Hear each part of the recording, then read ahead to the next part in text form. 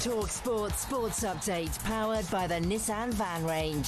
Commercial vehicles built around your business. Search Nissan Vans or head to your local Nissan Van Centre. With your headlines at 2 minutes past 10, I'm Nick Ellaby. Good morning. Gabby Agbonlahor thinks headline writers are getting on Jude Bellingham's back way too much, but says there are things he could do better in an England shirt. Maybe Thomas Tuchel just needs to speak to him and say, listen, every little thing you do is going to be scrutinised. When you come off, don't be slouched down. Maybe, do you know what I mean? Go and celebrate with your teammates. We 2-0 up. Bellingham reacted angrily to being subbed off in the win over Albania. Meanwhile, former Ireland winger Stephen Hunt told us last night will have done wonders for team spirit, and he's not talking about the Republic's last-minute win.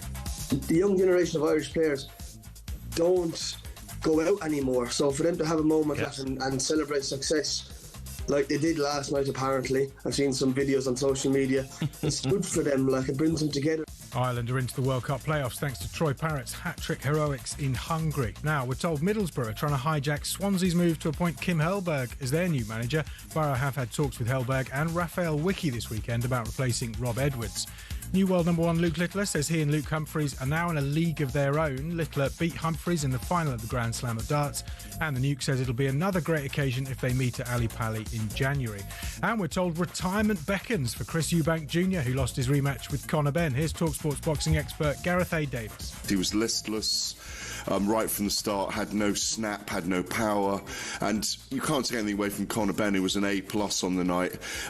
He capitalised, but Chris Eubank looks like he's got nothing left at all. There's loads more reaction on talkSPORT's boxing YouTube. talkSPORT News. Government's due to announce a major shake-up of the asylum system, and the coldest night in the UK since March has been recorded, and there's more Arctic weather on the way. More from the news team at past. talkSPORT weather with QuickFit, where we've got more premium tyres than the number of times you'll hear, "Ooh, it's a bit nippy" this winter. Book today at quickfit.com. Mostly dry with lots of sunshine, but cold, especially in the east. Showers in the far north and on North Sea coasts.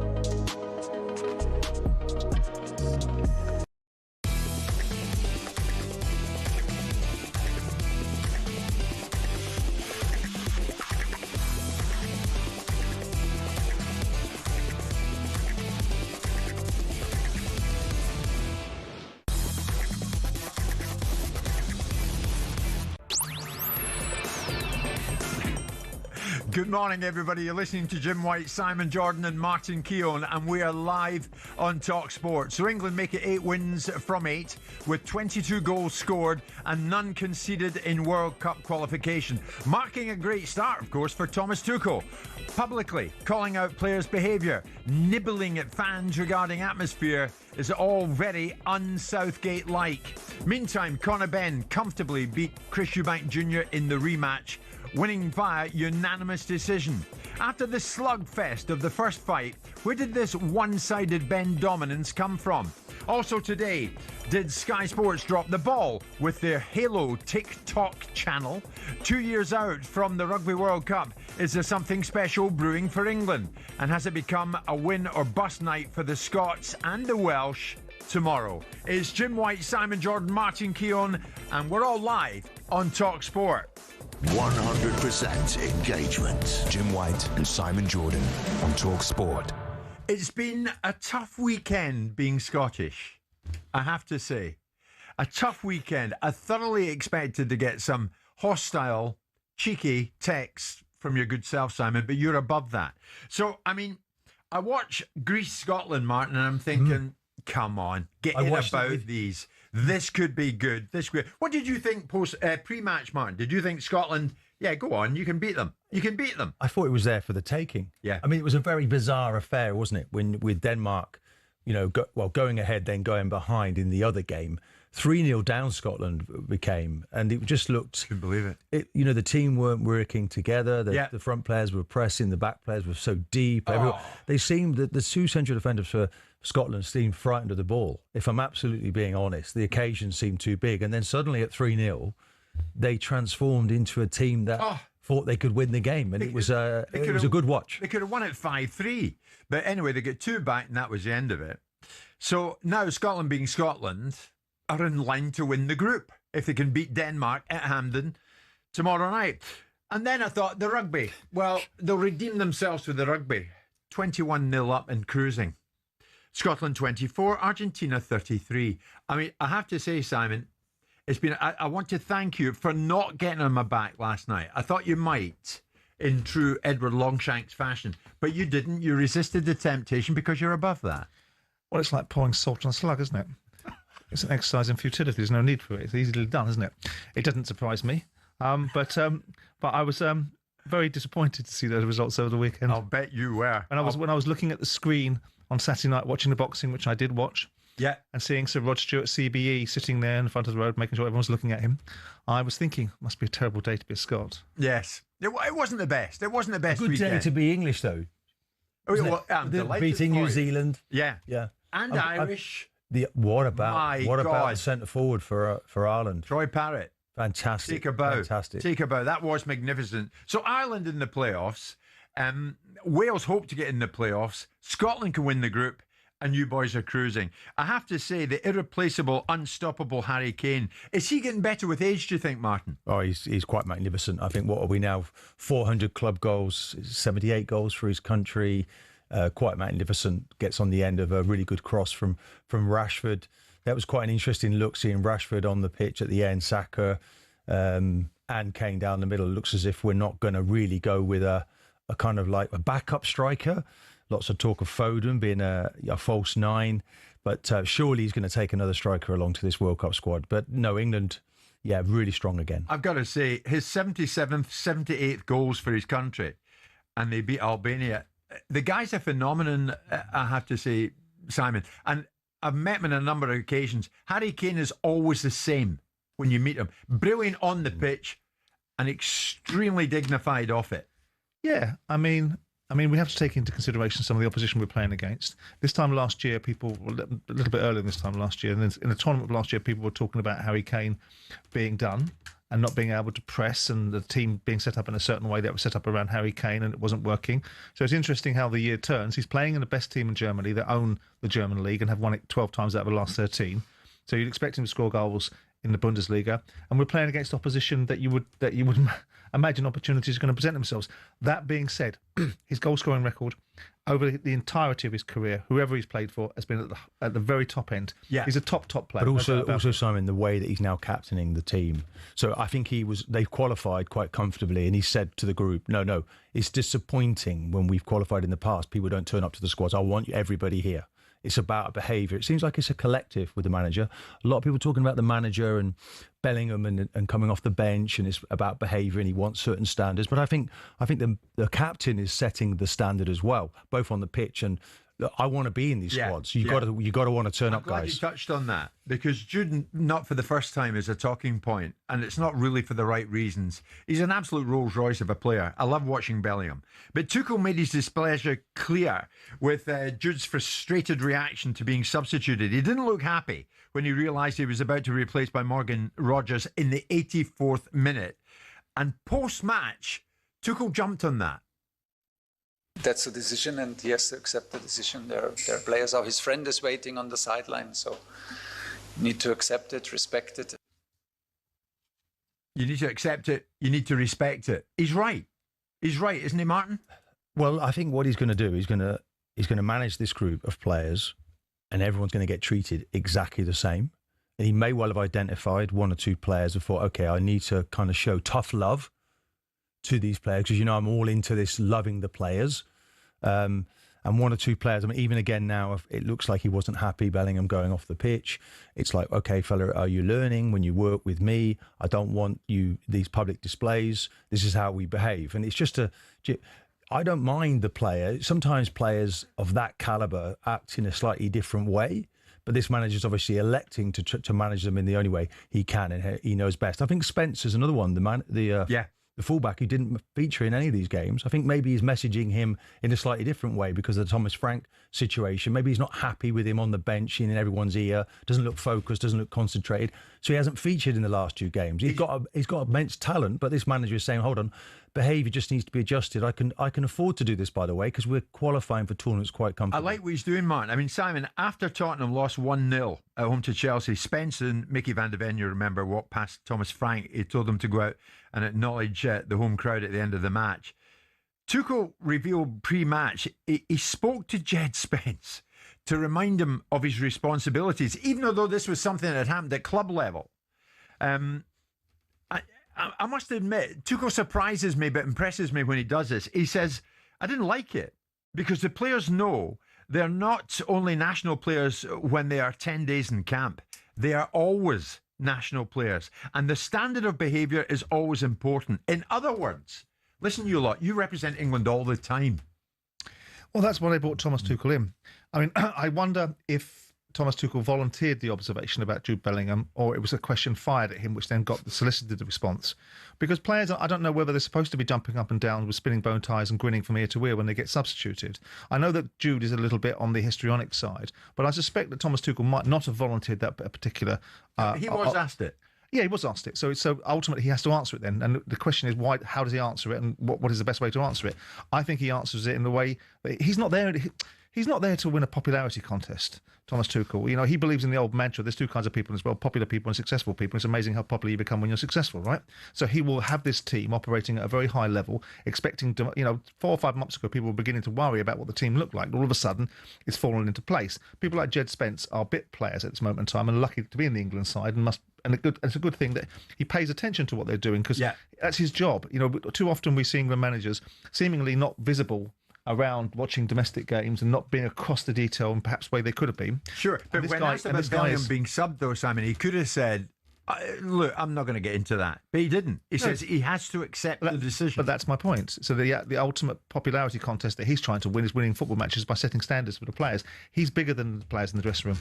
Thomas Tuchel is as strong as those players. He's not their friend. He's not their pal. He's not a politician. He's not there to be a diplomat. He's there to win football matches. He's there to take England to the World Cup and try and win it. And he'll do it the best way he sees fit. And so with that in mind, he's demanding and commanding respect. This is not about the player that's waiting on the sideline. This is about the remonstrations and demonstrations of a player being taken off by the manager. So the manager's saying, I'm in charge of this situation. I'm the person that you respond to. It's nice that he covers it in the idea that Morgan Rogers is waiting to come on and has been disappointed all week because he's wanted to start in the starting lineup as well. But it's really about, don't you dare demonstrate when I pull you off. Well, I think it's about behaviour, isn't it? Yeah. But Martin, have we gone from the diplomat of togetherness with Southgate to the no-nonsense honesty of Tuchel? Well, what we've gone to is in a manager who, I wouldn't say he's dispassionate, but he's obviously a manager from another nation. He hasn't come with any of this baggage, and it's like, well, look, this is how I'm going to manage. This is how I'm going to behave, and I expect you to follow. And he's very clear with that messaging. Proven winner, though. And different dynamic. Gareth Southgate was always playing the game of catch-up, which was that Gareth Southgate was not a proven winner as a football manager. What he did was he took England from a dreadful period of 2016, post that with Sam getting himself in all kinds of trouble, and then taking over when the England team was of no expectation levels whatsoever. Even the press had given up writing about them and turning around and giving an expectation. And he built from there, but it was always in a disadvantageous position that to demand the dressing room behaves in a certain way. I think at this level, you need to be a proven winner. That's what I think. Yeah. I might be wrong. Yeah. And Tuchel, whether you like him or not at domestic levels, and I think he's a bugger to manage at domestic levels, he's a proven winner. And so that means that when you get him inside a dressing room, there is no doubt that this guy knows the margins and understands the mentality of elite footballers because he's managed them and taken them to places where other elite footballers haven't been. But he's inherited a team that has been reasonably successful. Southgate, 2 finals, 1 semi-final, 1 quarter-final. But what he's not completely happy with is their behaviour. He can see things, elements of these players. Do you know what? I don't want him getting... I just want him to keep his feet on the ground. He's inherited a team... He's managing it. He's inherited a team that's never beaten anybody on paper that people think they can't. That's what he's inherited. And that's what he's trying to do. I think it's about character. It's changing the culture of those players and the mentality of the framework, because we were all sitting there telling everybody, like you just did, how successful the team was to get to places in tournaments when all we ever beat were teams that we could. Yeah. And the moment we came up against somebody that potentially on paper we couldn't beat, we lost to the Croatians, we lost to the French, and whoever else, with the Italians in the final. And all of those were wonderful achievements against the track record of a really poor period in English football, but opportunities were missed. Tuchel may not, which is why he's there, may not miss those opportunities. I'll put it out there, Simon, actually, this morning. Is Tuchel going to be the difference because of the way he goes about it? We saw what happened when Jude came off, and Tuchel says he has to accept the decision. His friend is waiting on the sidelines, so you need to accept it, respect it, and keep going. Is that the kind of leadership you like in the England boss? When it comes to the man in the media, have we seen Southgate go, and with that, the diplomat of togetherness has gone, and now we've got the no-nonsense honesty of Tuchel. Is that what you want to see? 03717 223344. Tuchel's doing his bit.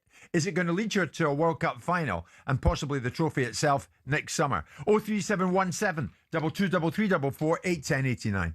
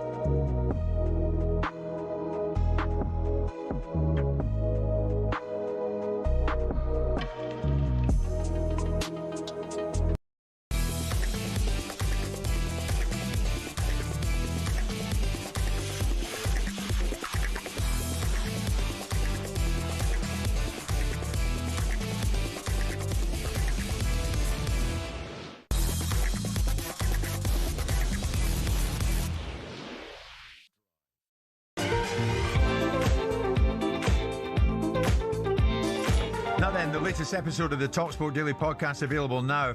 Adrian Durham, Stuart Pearce, Jim Proudfoot review England's flawless World Cup qualifying campaign, capped with that win over Albania. They break down 8 wins from 8, 22 scored, none conceded. You want to hear more? Then the talkSPORT Daily is available on all podcast platforms now.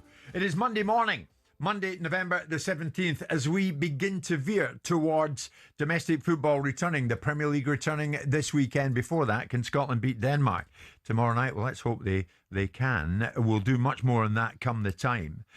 Martin, Tuchel's exclamation last week that Keown, Bellingham, Foden can't play together for a winning England side. When you heard that, where'd you stand in it? What's your reaction to it? I didn't enjoy hearing it because obviously you like the prospect of actually seeing it happen. I think we did see it, didn't we, the other night, not for too long before we made the changes at the end of the game. Bellingham went off, of course, for Morgan Rogers. So we did see it the other night. But no, it doesn't seem as if he appears as if he wants that amount of equality in the team. And it's a bit like the Lampard, Gerrard, Scholes situation. We're in the moment now and he's telling us it ain't going to work, which I think is a shame. I think we could find a way to get Foden into the team and Bellingham, but we'd have to, as I say, play with a deep-lying midfield player. We had this debate with Sam Matterface, who was obviously going to every single England game, but Foden tried on the right wing, hasn't worked. Saka now is looking like he's the boss for that position.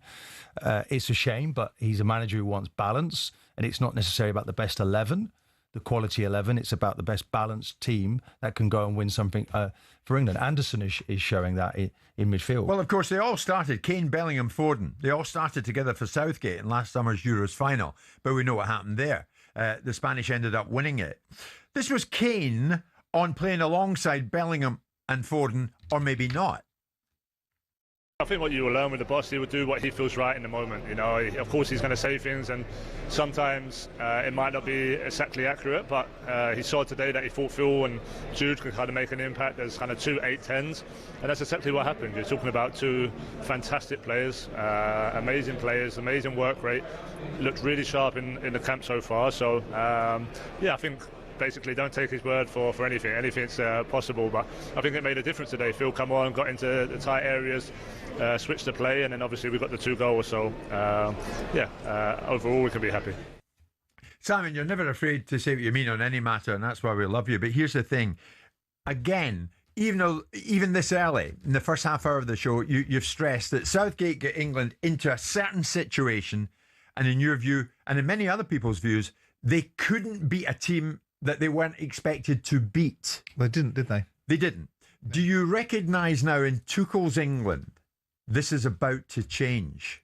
Well, that was the reason why Tuchel was brought in. I don't recognise it about to change. I'll only recognise it when it happens. Because until he plays a team that we shouldn't beat, all of this is just gravy. It's background noise. He's done the job. It's fantastic that we've played against such substandard opposition they can't even score a goal against us. I mean, we're not that great a side that we can't concede a goal. So the fact of the matter is the opposition hasn't been capable of doing it, alongside the fact that we've been in a situation where we've been better. None of this means anything to me. It's when we play against France. 8 wins from 8 means nothing. No, 22 scored, none conceded, means nothing. Because the opposition's poor. It's a perfect run. It means nothing. Fantastic. Not really, no, because Gareth Southgate would have got us qualified. With due respect, Elmer Fudd could be put into the England manager and get him qualified. It's not that. It's not that. It is the teams that we play against in the tournament where the manager makes a difference. What I like to see, and what I believe I'll see with Thomas Tuchel, is more than we played in a reactive way under Gareth Southgate. We almost waited to see what the opposition was going to do something to us before we decided to react to it. This manager is more of a front foot manager, but he also is a manager that knows the value of building a team based upon balance, like Martin just alluded to. And it's not interested in the press's view about which players should be playing. Not interested in who they think should be shoehorned into the squad. He's going to pick a team to win a tournament, and that's it. That's the only job he's got in mind. Not doing better than Gareth Southgate, not doing better than people's perception of what he can or can't do. Winning this tournament is all he's been set up to do. It's going to be very difficult because of the North American climate. Better for the South American teams because it's going to be hot and difficult over there. But notwithstanding that, he'll get the culture right. He'll give us a chance. And when it comes to games where key decisions get made that weren't made by the previous manager, weren't made in the Croatian game to change it in the second half when the Croatians got better, weren't made against the Italians when they were overwhelming us and we were 1-0 up and we could have done something about changing it, weren't made against the French when we had the French on the rack and we should have overloaded them rather than let them back in the game. These are decisions that a top manager does naturally. Now, that doesn't mean that Gareth Southgate didn't do a good job. It's not just black and white. He did do a good job, but to win something is the ultimate equation. He came in and gave us that epiphany last year when I wasn't here about, well, should I be judged by one thing winning? Of course you should, Gareth, because that's the business that you're in. Coming second, no one remembers. So all of this wonderful, glad, patting one another on the back saying how well we've done. We've had opportunities to win things and we haven't taken it. This guy will take it if the opportunity comes, I think. Martin, you're sitting alongside him as you're doing. I'm thinking, let's move it on now. No, but hang on. Talking about Southgate forever here. No, is it impossible to disagree with every word that Simon's just said? No, of course, he's right, because we need to see how we prepare and how we manage in a World Cup situation. This guy's different, isn't he, Tuchel? Yeah. This guy's different. But it's interesting because we're all talking about the front players. We're all talking about the creativity of the team. And of course, maybe that's what's going to win us a World Cup. But I would like to look at the defence. I'm not so sure. I mean, last night, for instance, I thought was a tough game. Our goalkeeper makes 7 saves. Pickford only makes 7 throughout all of the other games. So we came under attack a little bit last night. So what did we miss in our midfield? Was Wharton... was he the right answer in midfield? A lot of people talking about him giving the ball away once or twice. What do you think?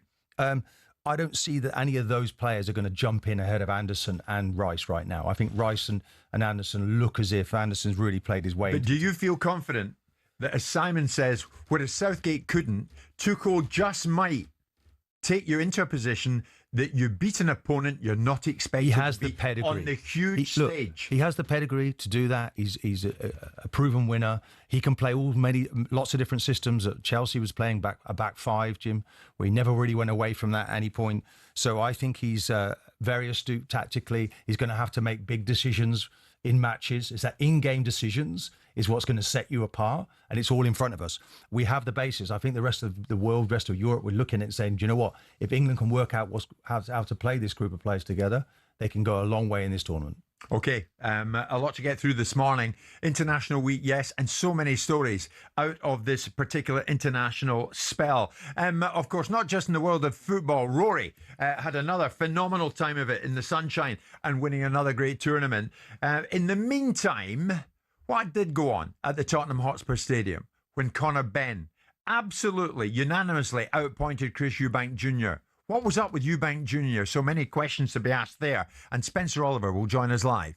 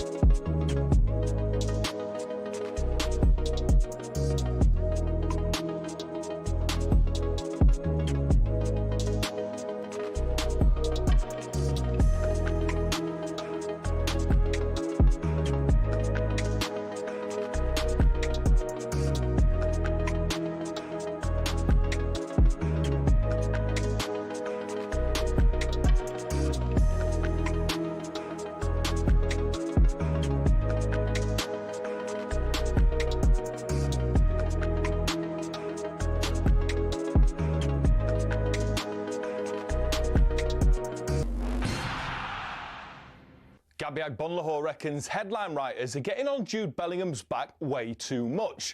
But there are things he could do better in an England shirt. Maybe Thomas Tuchel just need to speak to him and say, listen, like, every little thing you do is going to be scrutinised. When you come off, don't be like slouched down. Maybe, do you know what I mean? Go and celebrate with your teammates. We 2-0 up. Tuchel's promised to look again at Bellingham's reaction to being subbed off in the win over Albania last night. Bellingham was also voted man of the match. And talkSPORT's Henry Winter says we should embrace that winning mentality and extra edge that Jude brings to England. I quite like that confidence to walk into the Bernabeu and say, yeah, I'll have the number 5 shirt, Zidane's old shirt.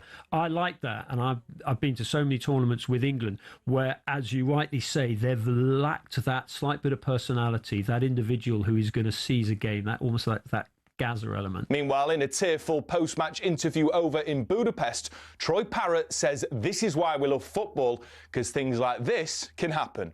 That is unbelievable. He scored a hat-trick, and right at the death, Ireland have done it. I've never seen anything like it. Commentary from RTE there as Troy Parrott's 96-minute winner against Hungary took Ireland into the World Cup playoffs. Now, after winning the Grand Slam of darts, new world number 1 Luke Littler says he and Luke Humphries are in a league of their own. Littler was asked about Phil Taylor's 16 titles ahead of the World Championships. I don't think anyone's going to get past Phil's records and whatever he's done. But me and Luke, we're just going to keep going, doing our own business, and then if we do meet in the final, then it'll be another great final.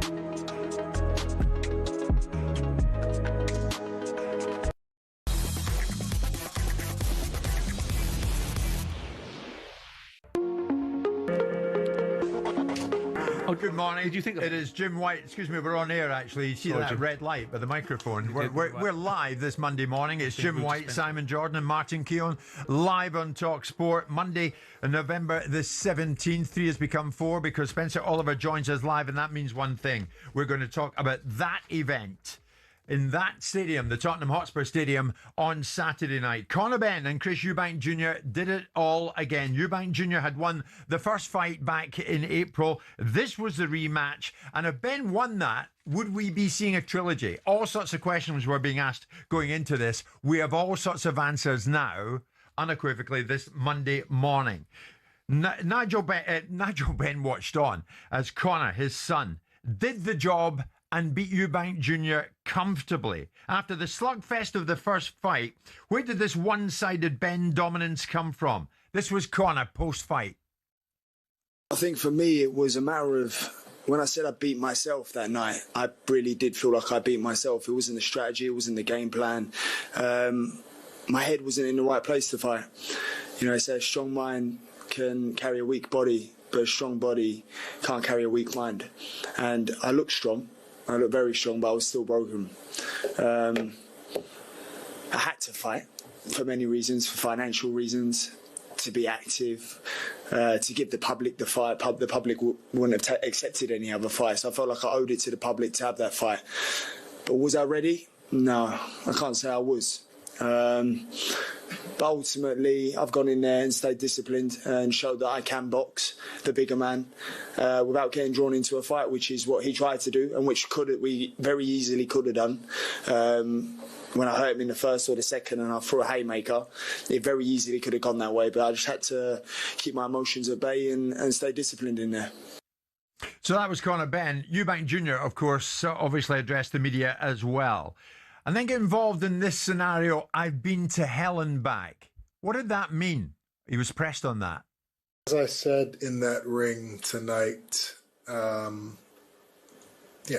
been through hell and back to make it here today. I genuinely thought that regardless of the issues that I've been dealing with, I would be able to go in there and win. Use my boxing skills. Use what you guys saw in that first fight to beat Conor Benn. From that first round, I realized that I was mistaken. But it's okay. You know, I'm a fighter. This is what I do. Regardless of, you know, the dangers and the risk, you know, we go to war. That's what we do. I tried my best. Conor Benn put on a hell of a fight. He had a great performance. He did everything that was asked of him, and I congratulate him for his performance tonight. I'm not going to answer too many questions, but you guys, go ahead. And that was that. Spencer Oliver in studio with Simon Martin and myself. You called Eubank Jr. a shot fighter in commentary. What's your take on what he said there? Well, it's difficult, isn't it? Because you don't know what's going on in the background. You don't know what's going on in the build-ups. But what we do know, what was going on in the ring was that he looked like a shot fighter, a fighter that was well past his best. You know, there's, you know, the recent struggles with making the weight over the last couple of fights. And I know that he's made that same weight since 2019, you know, when he boxed James DeGale. And, you know, he's continued to make that weight. But when you're a 36-year-old man and the weight becomes much harder to make, and I think that was evident. When you take your body to the well that many times, you know, what are the effects of that, you know? And I think that's what was evident to me. So I don't know what was going on in the background, but the performance I saw in the ring was Chris Eubank Jr., a shell of his former self, looked like a shot fighter, you know, from the opening bell. And yeah, that's pretty much where we're at with it. Spence, you have to say that. I listened to the commentary, it's very good actually. And you say that in the moment because that's what you were seeing, weren't you? Yes. As a co-commentator. But on reflection, do you feel this is that the dehydrated fighter, almost like he was dead on the weight, and he was like, it just took so much away from him that he couldn't have been that poor in the fight the other night from the one that took place 6 months ago? The dehydration had a big effect on, you know, and it might have a lasting effect on Chris Eubank Jr.'s career, because I think that's where, you know, fighters get old overnight, because he's taking his body and punishing his body the way that he has been, you know, for a number of years, but even more so in the last couple of years. And you look at that and you go, that is going to have an effect on his performance. Of course it is. And I think that was evident straight away. He was slow, he was sluggish, the timing wasn't there, the strength definitely wasn't there. And he was fighting on pure discipline, you know, ego was keeping him in there, you know, and you could see that, like, you know, it was like he didn't want to let the family name down, and he was hanging in there, but it just weren't there on the night. The first question he asked when the camera was, you went to him, was, tell me when there's 30 seconds left. Tell me when there's Now, for me, I'm thinking that's because I'm knackered. Yeah. I need to know that so I can actually turn it on, and you can't win a fight in that manner. What he's trying to do, Martin, is he goes like the last 30 seconds of a round. If a round's going quite close, the last 30 seconds, obviously, that's what's going to catch a judge's eye. So he's looking at nicking the rounds now. He now recognises, I haven't got the strength here. Conor feels stronger. He's the bigger guy naturally, but he's the one on the back foot. He's moving around, and the game plan, we was told that it was going to happen, and from Bomac as well, is, look, we're going to meet fire with fire. We're going to bully this kid. We are the natural middleweight. He's a welterweight, and we're going to take him out at his own game, put him on the back foot where he doesn't want to be. But he didn't do that. He didn't have the physicalities to be able to do that. He didn't have the strength to be able to do that, and that's all down to making the weight. Simon, it was live in talkSPORT. Spencer and the boys did a great job in the night. It was live in DAZN. You watched it. I watched it. What did you see? What did you watch? Well, I watched it because I wanted to see Jack Catterall's brilliant fight against this woman. I wanted to see Adam Mazin. But of course, out of curiosity, I watched the fight. What I saw was what everyone else saw, which is, you know, Conor Benn going and put a much better performance than he did in the first fight, much wiser. He was better all the way along throughout the entire build-up. His whole demeanour. I mean, probably 10 million quid will do that for you. It will change your attitude and put you in a better mood. And the lessons will be learned, and Tony Sims would have told him certain lessons to deploy. But what you saw was Chris Eubank wasn't fit for purpose. So whilst I don't want to diminish what Conor's achieved, because I was delighted for him in his own little way. It's a funny little world that we live in, isn't it? How the narrative of Conor Benn has turned from being someone that was vilified to someone that's now been cheered into an auditorium and held as a national hero. He still hasn't answered the questions about that case, and still hasn't brought forward the hearing, so that no one's actually seen what the findings were. But let's move past that and say what he's achieved. Chris wasn't fit for purpose. Now, there's underlying reasons, I suspect, behind it, and what I'm hearing is underlying medical conditions that he probably didn't want to bring up in the conversation. He was very magnanimous in the press conference. Didn't want it to be about the things that he couldn't do, wanted it all to be about Conor, and that makes him a very elegant, sophisticated thinker, and probably the best way to be. Fascinating how his father wants to be at every single press conference and put his face in the front of the camera, even when it comes to sort of stare downs, but isn't next to his son in the post-fight interview. I think that's probably telling of the nature of their real relationship. But I look at it and think that Chris wasn't fit for purpose. Yeah. He wasn't fit for purpose. Listen, he was getting well paid, Jim. He's going into a fight of that magnitude, and you go like, if it's pride and family name that you're trying to represent, and you're going in there and you've got underlying health issues going into that fight, then it becomes a bank robbery, doesn't it? Because he's getting paid 10 million quid. He's going in there knowing that he's not fit for purpose. But the interesting thing, Spence, is people have talked about why this fight was taken and why did he need to take this fight. And his father came in here, besides reciting poetry, telling us that ultimately this was a fight too far. He shouldn't have taken it. His legacy was already sealed.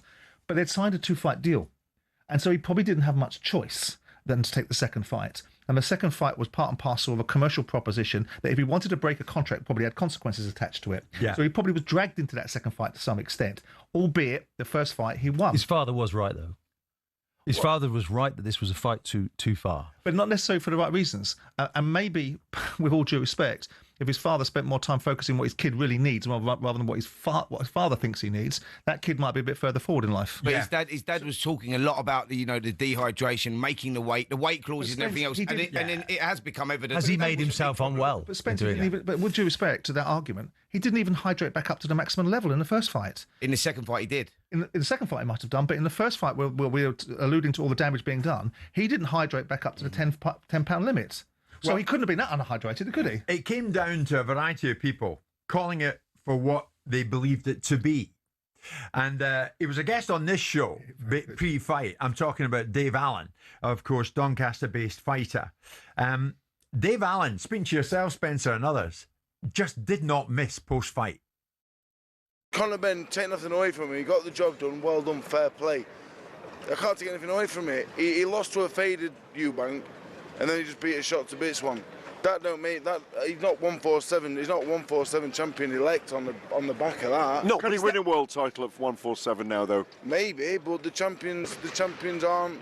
They're not A-level champions. They're like the B-level champions. Barrios, Crocker, they're very good fighters, but they're not great fighters. But I'm still not sure he'll beat him. I don't think Conor Benn's a fantastic boxer. Nigel Benn, 1990, Nigel Benn would have flattened Chris Eubank Jr. in one round tonight. That's the honest truth. What we saw in there tonight weren't world-class boxing. No. Weren't even close. Not even close. Wasn't even close. Not close. And they're saying he's 147 elect champion. Not even close to being world title. No, I think we agree with that. Poor. But both of them weren't great. Eubank was terrible. Benn didn't do anything amazing. He just beat a shell of an old man up. No, but my point was, he's definitely not a 160. I'm tired and I'm cold, so I'm sorry.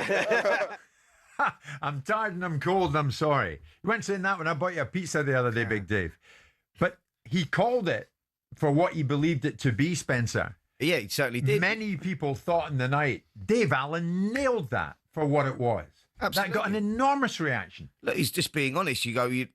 Conor Benn's been boxing at 160, 154 in the last few years. He hasn't boxed at 147 for a number of years. He says now he's boxing, wanting to drop back down to welterweight. I know Lewis Crocker has stepped up. He said, listen, I'm the IBF champ. You want a shot at me, that's fine. But I don't think Conor would carry that strength back down there again. He might put himself in the Chris Eubank Jr. situation. With the weight class. Absolutely. The irony of it. Spencer, as we go into this break, should it be the end for Eubank Jr. now? This is where we're at with Eubank Jr. He's proved now that he's not world-class anymore at that level. He can't make that weight, and if he does make that weight, he's got big problems. And you look at it and you go, look at the people that are around, in and around that weight. You go, where does he go? Who does he fight if he can't get a world title shot? Because on that evidence, he would not get a world title shot. And so he's got to look for a rematch or a trilogy with Conor Benn, which is never going to happen because Conor now wants to go and focus on the appetite for the fight, by the way, would not be there, would it, for a third fight after that performance from Eubank Jr. So he's in a difficult place. Yeah. A very difficult place. We're going to be joined after the break by Eubank, not Eubank Jr., Harlem Eubank, British welterweight fighter and cousin to Eubank Jr., of course, is going to join us live. It's Jim White, Simon Jordan, Martin Keown and Spencer Oliver live in talkSPORT with Selco, where the trade goes.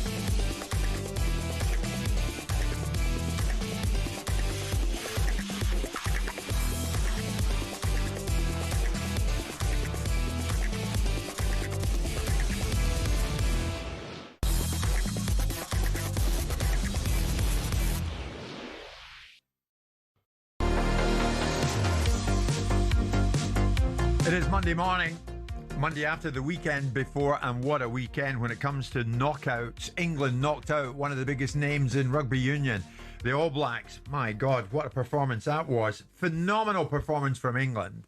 Not so the Scots, as I keep saying. But anyway, that's by the by. Andrew McKenna, talkSPORT rugby correspondent, is going to be joining us later on this morning. In the meantime, we are with Spencer Oliver in studio. We very much are focusing our thoughts on the aftermath of Conor Benn, Chris Eubank Jr., a fight that was won in no uncertain way by Conor Benn. What next for Eubank Jr.? What, if anything, is left for Eubank Jr. in the world of boxing?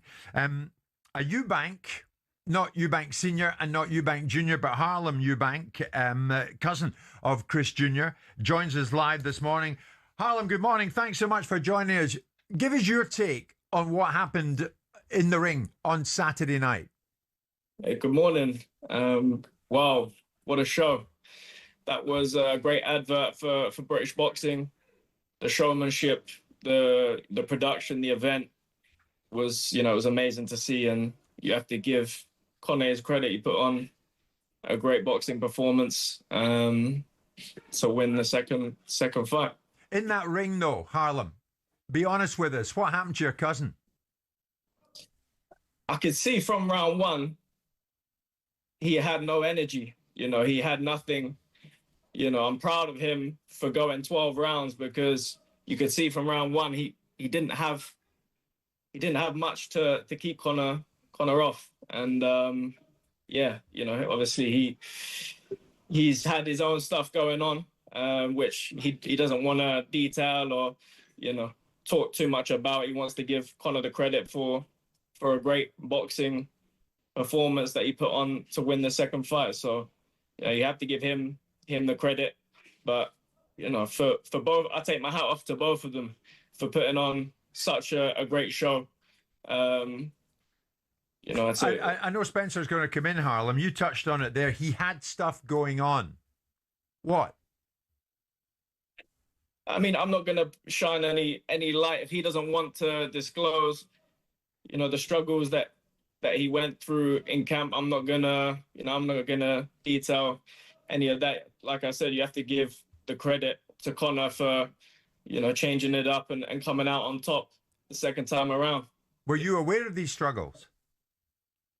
Yeah, I think he's been going through some stuff for a while. I feel like as you get older, different things happen, and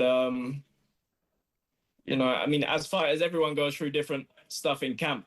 So it's not always singular to Chris, but I don't feel like he was a shadow of the fighter he is there on the night. And I see that from round one, and he done great to hang in there for 12 rounds, because I don't feel like he had much to threaten Conor with in there on Saturday night. Yeah, Harlem, I sort of agree with you on that, mate. I think that you've got to give Conor your props for the performance he put in. He had a lot of emotional pressures to deal with going into that one, mental pressures to deal with as well. And he delivered. He done what he had to do. But going back to your cousin, there's no secret that he's been struggling to make 160 for some time. And I think that when you go to the world that many times as a fighter at 36 years of age, at some point, the wheels come off. And I think that become evident. I think that, stripping down his body weight will have a lasting effect on him moving forward.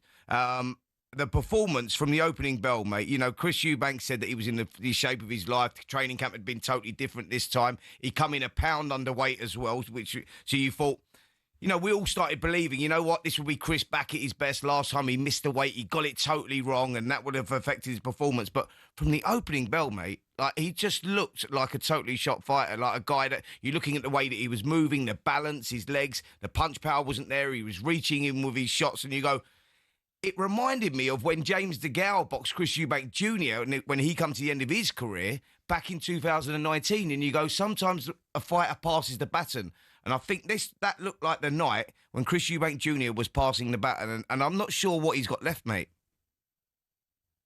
Yeah, so someone else had that DeGale comparison. I heard it recently, and yeah, I just feel like Chris was nowhere near the Chris Eubank Jr. that we know. But, don't take anything away from Conor, the pressure he had to come and, avenge the loss in the first fight. I feel like Chris left a lot in that first fight. There's a lot of energy. Harlem, would you be surprised if Chris calls time in his career now? I think Chris, as a fighter, only you can know, only you can decide, when is the right time. Do you know what it is, Harlem? Though a fighter is the first one to know it when it's over, but the last one to admit it. And, I think that was evident going into that fight, because Chris probably knew that, after the first fight that they both had, that, look, my career is now coming to an end, but didn't want to admit it. And he thought he'd get through that training camp and he'd be able to deliver again. But that became evident that he couldn't do that again. And I think that when he sits back, reflects on it all and has a look at that, he may look at that and go, look, listen, I'm a proud man. I've got the family name to represent. And you go, where do I go from here? Because it's not world titles now at 160, is it? Because that's become evident that he can't compete in the 160. He can't. 168 is going to be very difficult in this stage of his career. How long is it going to take before he gets a shot, even if he does get a shot? So he's in a situation where you go, if the trilogy's not there, which it clearly isn't off the back of that performance, where does he go? Listen, I'm proud of everything he's achieved, the sport, and, what he's done for British boxing is amazing. To see the show they both put on twice is incredible, and he's become one of the best showmen of this time over in the UK. So I'm proud of everything he's achieved. I feel like he's got nothing left to prove in the sport. So it's about what he decides to do next, and that I guess that falls on his desire and what. We'll wait to see what he decides on that front, Harlem. You'll carry on flying the Eubank flag, if you like, because this Friday in Brighton you fight Josh Fagner, right? How have the preparations been going? It's been great. He's a tough challenger, top 15 in the world. I'm ready to pursue my world title dreams now. This will place me top 15 with the IBF, and I'll be looking to challenge for the world title next year. Okay, Harlem, good luck with that on Friday, and thank you so much for joining us. Maybe it's time up for Eubank Jr. Maybe it's not. Only he will know, as we have been emphasising this morning on this very show. But a whole bunch of stuff happening in the world of boxing, not just in the ring, but out of it as well. No surprise there. Nothing really changes in that sport, does it? We'll reflect on that when we come back the other side of 11 o'clock. We're live in talkSPORT with Selco, where the trade goes.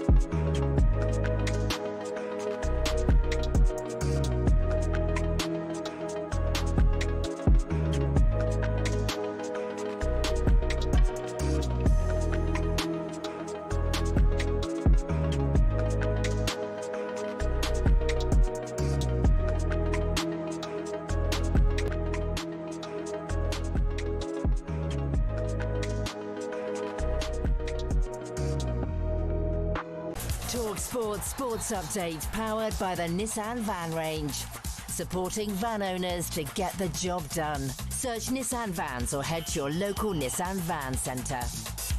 With your headlines, it's just coming up to 3 minutes past 11. I'm Nick Ellaby. Good morning. All the talk today has been about Bellingham's behaviour, but talkSPORT's Martin Keown thinks Tuchel's also trying to teach Jed Spence a lesson on standards. I think maybe he's messaging him in a slightly different way because of the Thomas Frank situation. Maybe he's not happy with him on the bench in everyone's ear, doesn't look focused, doesn't look concentrated, so he hasn't featured in the last 2 games. He's got immense talent, but this manager is saying, hold on, behaviour just needs to be adjusted. Spence didn't play a minute this final camp after blanking his Spurs manager. Now, Bellingham's angry reaction to being subbed in the win over Albania will be reviewed by Tuchel.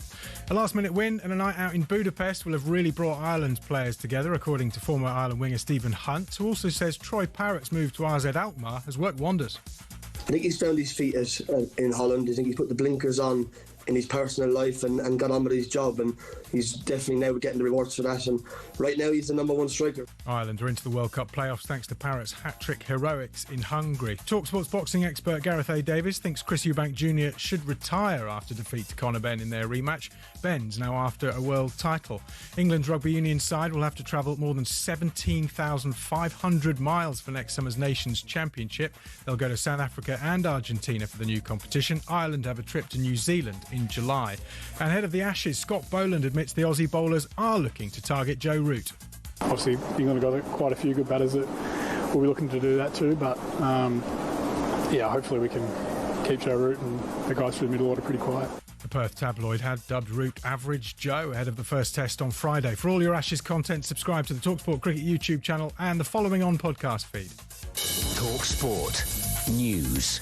Government's promising the most significant immigration reforms in a generation will restore order at UK borders, and why British-grown strawberries are going to be widely available over Christmas. There's more from the news team at past. talkSPORT weather with QuickFit, your go-to destination for quality tyres from great brands like Continental. Visit your local centre or quickfit.com and book today.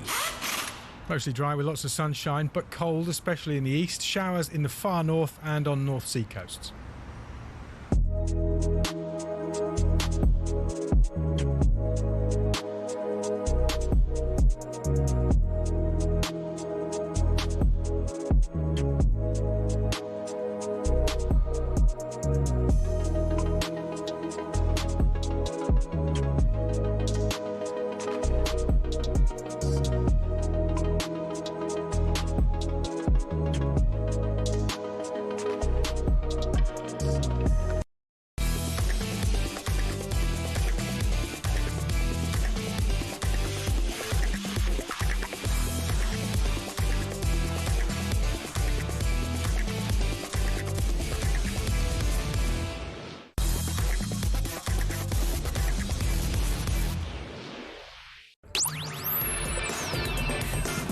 Good morning, everybody. Monday, November the 17th. It's Jim White, Simon Jordan and Martin Keown. We're live on talkSPORT. Spencer Oliver is still with us as we continue to talk boxing. We'll get into the world of rugby later on. Andrew McKenna will tell us what he really thinks of Borthwick's England at this particular time. England did a job on the All Blacks. Not many can claim to do that. They were magnificent. Not so the Scots at Murrayfield, although the Welsh got a win, but didn't really impress either. A lot to get through between now and 1 o'clock. Certainly what we saw on Saturday night at the Tottenham Hotspur Stadium might show the beginning of the end for Chris Eubank Jr. Just maybe. Respected boxing writer Ian Hart, Simon, I think sums it up. Boxing's very own Emperor's New Clothes turns up dressed like Liberace, and then, as Simon said, he wasn't fit for purpose. I agree with Dave Allen. Both dads would have dispatched Junior inside 3 minutes back in the day. But absolutely. But I mean, I've been saying this about this fight for a long time. And the first fight, everyone was delighted by. The second fight, I've been sort of goaded into my attitude towards it. I mean, Chris Eubank walked into the ring looking like a combination of Frank Lucas from American Gangster and Frank Spencer. And one could say, no, I wouldn't say that he boxed like him, or either of these gentlemen. But anyway, so much for Chris Eubank Jr. One of the most respected figures in world boxing, and he continues to fight to this day, is Joseph Parker. I don't think I'm wrong in that, Spencer. No. Hugely respected figure. Oh, Joseph Parker is a lovely guy, beautiful human being, and you know, a hard-working guy who's worked his way, you know, to the top of the heavyweight division after winning a world title back in 2015. Looked like he was not going to get back there again, and then he was just on the verge of it, and then obviously this has happened. Well, this has happened. Joseph Parker, at the weekend, the news came out, and it was bombshell news that he had tested positive for cocaine on the day of his fight with Fabio Wardley last month, and that was a fight that wasn't won by Parker. It was won by Wardley, but that's by the by. Parker was tested by the Voluntary Anti-Doping Association, WADA, on October the 25th. In a statement, Parker has said this: "Before my recent fight, I took a voluntary test and have now been informed that it returned an adverse result.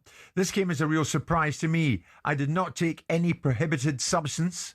I do not use performance-enhancing drugs and do not support their use. I'm cooperating fully with the process now underway, and I'm confident the investigation will clear my name." Okay, Simon's taken this in a second, Spence, but when you heard this and you heard the news break, what was your honest assessment?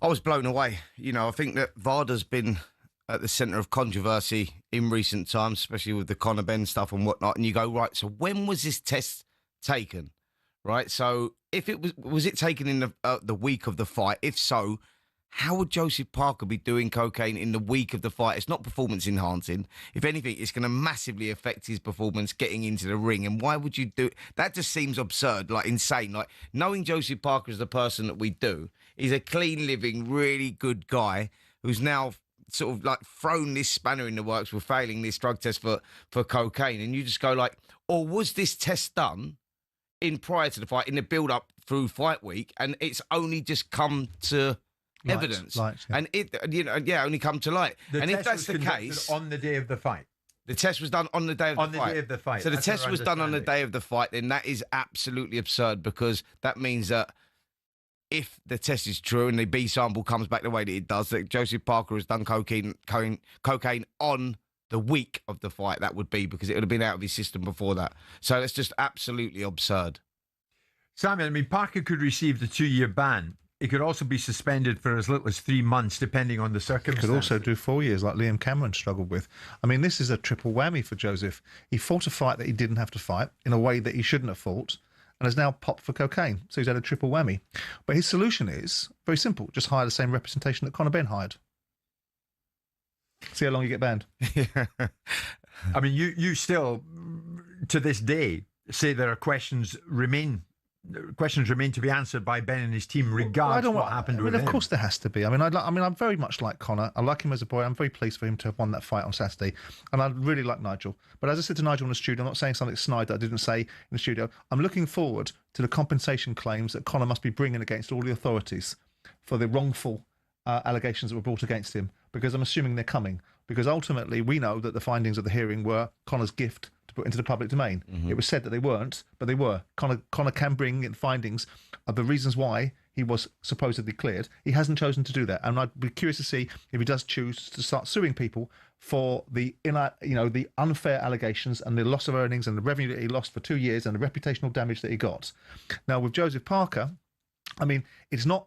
It's a cousin of a drug failure. It's not the same thing, because it's not a performance-enhancing drug. It's a recreational drug. But Joseph's have got to explain himself now. And otherwise, he'll suffer the same consequences, to some extent, of all the fighters that have failed various tests, Liam Cameron being precedent. You can't sanction Liam Cameron. 4 years. You can't sanction Liam Cameron 4-year ban. And subsequently not Joseph Parker. Now, I don't want this for Joseph, because I think he's a lovely man and a great fighter. But he's popped for cocaine. And so with that in mind, he's got to account for it. And it's upon him to account for it, not for them to turn around and justify their testing. He's got to explain, like with all of these things, which is strict liability, why that was in his system. And as far as the voluntary test is concerned, I don't know whether it's part of a clean boxing campaign for WBC or whether it was a fight requirement and ultimately he was prepared to volunteer for it. It's irrelevant whether he volunteered for it or not.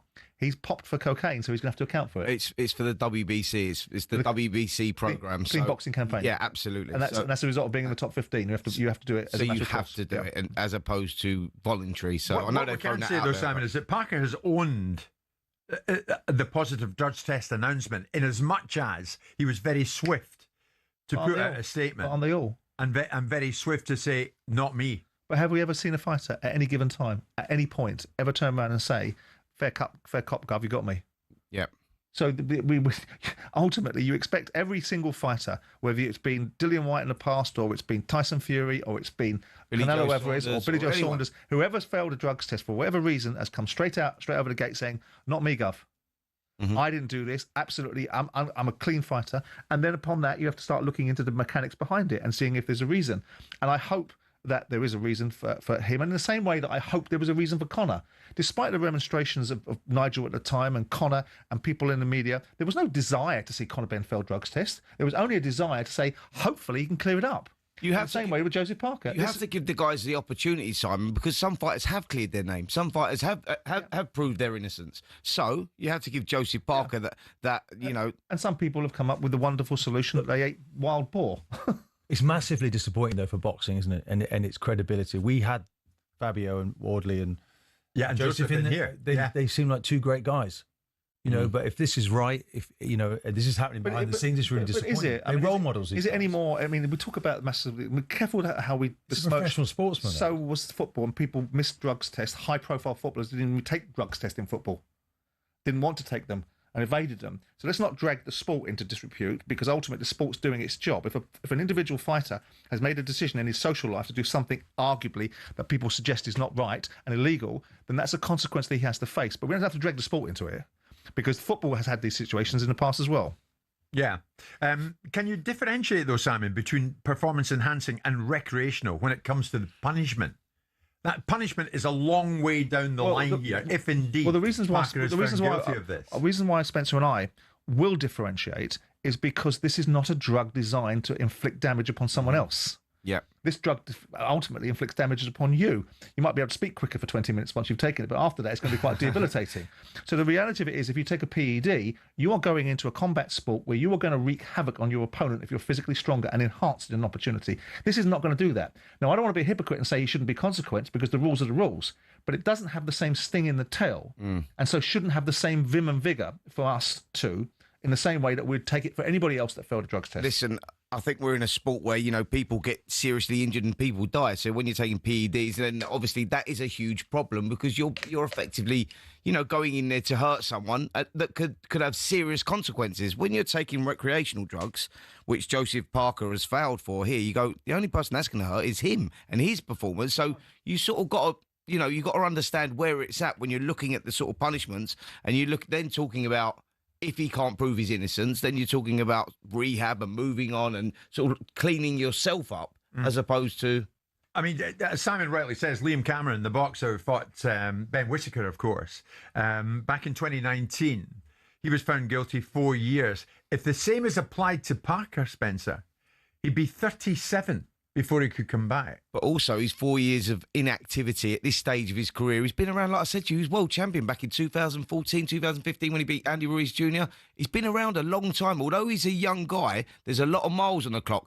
If he gets a ban at this stage of his career, it's done. It's done. Finished. He's done. Well, Parker says he's cooperating fully with the process now underway, and he's confident the investigation will clear his name. We'll watch it closely. Just gone to limb 15.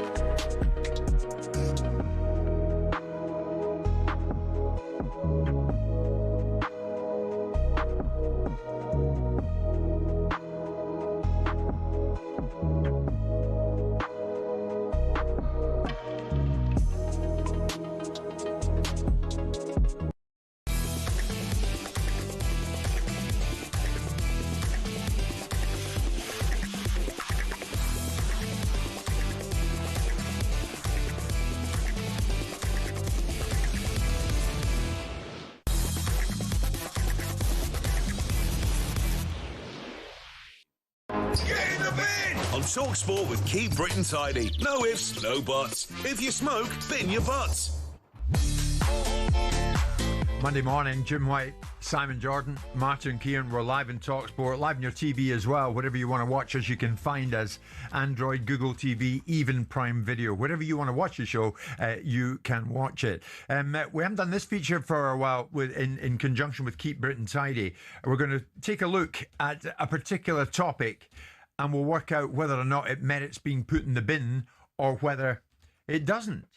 And I have to say, it appears my old chums at Sky Sports have scored something of an own goal here. Sky Sports has cancelled their new female-focused TikTok channel, Sky Halo, just 3 days after it launched. At the end of last week, the channel posted online, introducing Sky Sports Halo, the little sis of Sky Sports, a new TikTok channel created specifically for female sports fans. We're all about all sports and championing female athletes. We're here for the culture, community and connection. We don't just watch sports, we live it. So they proceeded to live this. But once it was up there, it didn't really get the reception that they thought it would. Several posts of goal sporting moments, used pink fonts, made references to matcha lattes, Labubu toys, and hot girl walks. The whole thing was not received at all well. And the channel, having launched it with a bit of a fanfare, had to discontinue it after the tone was seen not to be anywhere near what they were intending it to be like. And they came back with, our intention for Halo was to create a space alongside our existing channel for new young female fans. We've listened, we didn't get it right. As a result, we're stopping all activity on this account. We're learning and remain as committed as ever to creating spaces where fans feel included and inspired. So Simon, even though the intention was right, and when they launched it with the words, a brand new TikTok channel created specifically to engage and entertain female sports fans, providing an inclusive platform for women to enjoy all sports while amplifying female voices. They had to admit, fairly sharpish, we didn't get this right, so much so it's no longer in existence. Yeah, I mean, there's nothing wrong with the messaging in terms of what they want to try and achieve. Interesting to see who they listened to in the first place, because if they've listened to the adverse reaction, they must have listened to somebody in the first place that wanted to create this sort of look and feel an opportunity. Now, I saw some of the reactions, and whether I consider it to be patronising or condescending, I don't know. I'm not the audience. And TikTok is a very strange phenomenon because it's a very different format, very different content delivery mechanism. This is a mainstream broadcaster trying to delve its toe into the digital space and understand those environments and build out communities. Now, not for me, but Sky haven't been for me for a long time. You know, I think their broadcasting, besides live games, is veering into poor level of thinking. I think it's a sort of the last fumes of a business that's done very well for a long time is beginning to lose a lot of subscribers. That will be, of course, because of the financial models around football now, and the fact that piracy is a big problem because of the financial model around football, but also because of their content delivery and because they alight upon every single cause that they possibly can, force-feeding people a staple diet of diversity, equity and inclusion, which in principle isn't wrong. Nothing wrong with having diverse thinking, nothing wrong with having people included in the conversation, everything wrong with dictating to people how they should think about society now and force themselves to be across every single subject matter. We saw the ridiculous behaviour during the BLM situation, which they reversed from. This is just a channel that probably doesn't have much grown-up thinking behind it and has now got smacked back, and they'll probably reboot it and rethink it. Interesting to think why they didn't think that in the first place. Why they had to be told that this wasn't the way to represent the situation, why this wasn't the way to perhaps package something for young female supporters that might, in part, they might be an audience that says, I don't feel included in certain conversations. There might be. And there's nothing wrong with that. And TikTok as a whether it's Chinese owned or whether it's valuable because you can't actually make any money out of it, really it's just an influence play. Whether these are useful tools for a mainstream broadcaster to adapt to is a different discussion. It's pleasing because they're a sanctimonious, pompous, pious little lot over at Sky, and some of the things they come out with get right up my bloody nose. Did you think that when I was there? Especially yeah, so, I did actually. Yeah. But Jim, they have women in sport. They have done. Sky have, in fairness, done a lot to promote that. You know, but obviously this has become a little bit patronising, and they pulled the plug on it. Yeah, but I mentioned an own goal, Martin. Ironically, a lot of the complaints reportedly were coming from female journalists and broadcasters working in sport. Yeah, take us seriously. Yeah, because they felt it was condescending. So if you're going to do it right, get it right. Do it properly, and obviously Sky now haven't done that, Jim. But as you say, I think Simon's right. I don't think it's something that, to be honest, I can't remember the last time I put Sky Sports News on. It's something that I did probably every day as a former player when I first finished. Now it doesn't gather my time anymore. It's interesting, this phenomenon. I don't want to be a crusty old fart about it, but I wonder what the lure of influencers are. Everybody has, and this terminology influencer. I mean, what? You know, you see these kids like the kid that's married Tommy Fury that won an award over and above the Rob Burrows documentary because she's got a big audience. It's incredible. And then had the gall, after calling her audience to vote for her, to say it shouldn't have been my award, it should have been Rob Burrows. Of course it should have been Rob Burrows' award. Of course the documentary should have been bloody Rob Burrows and not some bloody influencer. And some of this thinking that goes on into broadcasting is so poor. I think everyone has a right to have a voice. Of course they do. But when you start steering into media and looking to listen to things and learn things and get experience from things, what the hell do these kids actually know? Well, clearly, not very much in presenting a channel that's aimed towards the female audience. I don't want to sound like no fart either, but it amuses me that certain people call themselves content creators. That is what we do. We create content. Of course we do. And we report on it. We break news. We're at the sharp end of it. Not just create content. We're right across the lot. But certainly, I think something like that. One thing, Simon, at least they whipped it off and got rid of it as quickly as they'd invented it. Oh, yeah. I mean, they'll react to that because obviously... Own up to your problem. Well, it's got an adverse effect upon them, hasn't it? So ultimately... own up to your mistake. If they were getting an alternate view, which was basically saying, well, actually, there's an audience that says it's absolute crap, and there's a part of an audience which says it's not. I think they've got a universal blowback saying, what the hell is this? Well, what we can tell you is that Sky Halo didn't last very long, and now it is in the bin. And it's in the bin, as we confirmed this morning. All thanks to along with their subscriber numbers, I'm sorry. All thanks to Keep Britain Tidy. Let me get to the end of the link as we come up to 11:30. Get in the bin! On talkSPORT with Keep Britain Tidy. No ifs, no buts. If you smoke, bin your butts.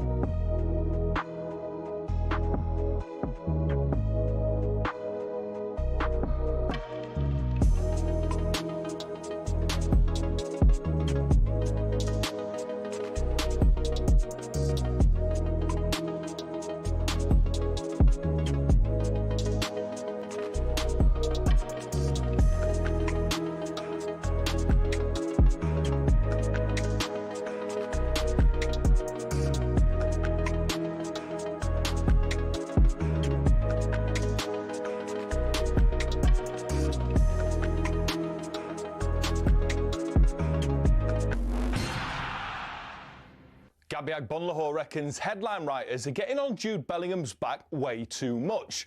But there are things he could do better in an England shirt. Maybe Thomas Tuchel just needs to speak to him and say, listen, like, every little thing you do is going to be scrutinised. When you come off, don't be like slouched down. Maybe, do you know what I mean? Go and celebrate with your teammates. We're 2-0 up. Tuchel's promised to look again at Bellingham's reaction to being subbed off in the win over Albania last night. Bellingham was also voted man of the match. And talkSPORT's Henry Winter says we should embrace that winning mentality and extra edge that Jude brings to England. I quite like that confidence to walk into the Bernabeu and say, yeah, I'll have the number 5 shirt, Zidane's old shirt. Yeah. I like that. And I've been to so many tournaments with England where, as you rightly say, they've lacked that slight bit of personality, that individual who is going to seize a game, that almost like that Gaza element. Meanwhile, in a tearful post-match interview over in Budapest, Troy Parrott says this is why we love football, because things like this can happen. That is unbelievable. He scored a hat-trick, and right at the death, Ireland have done it. I've never seen anything like it. Commentary from RTE there as Troy Parrott's 96-minute winner against Hungary took Ireland into the World Cup playoffs. Now, after winning the Grand Slam of darts, new world number 1 Luke Littler says he and Luke Humphries are in a league of their own. Littler was asked about Phil Taylor's 16 titles ahead of the World Championships. I don't think anyone's going to get past Phil's records and whatever he's done. But me and Luke, we're just going to keep going, doing our own business, and then if we do meet in the final, then it'll be another great final.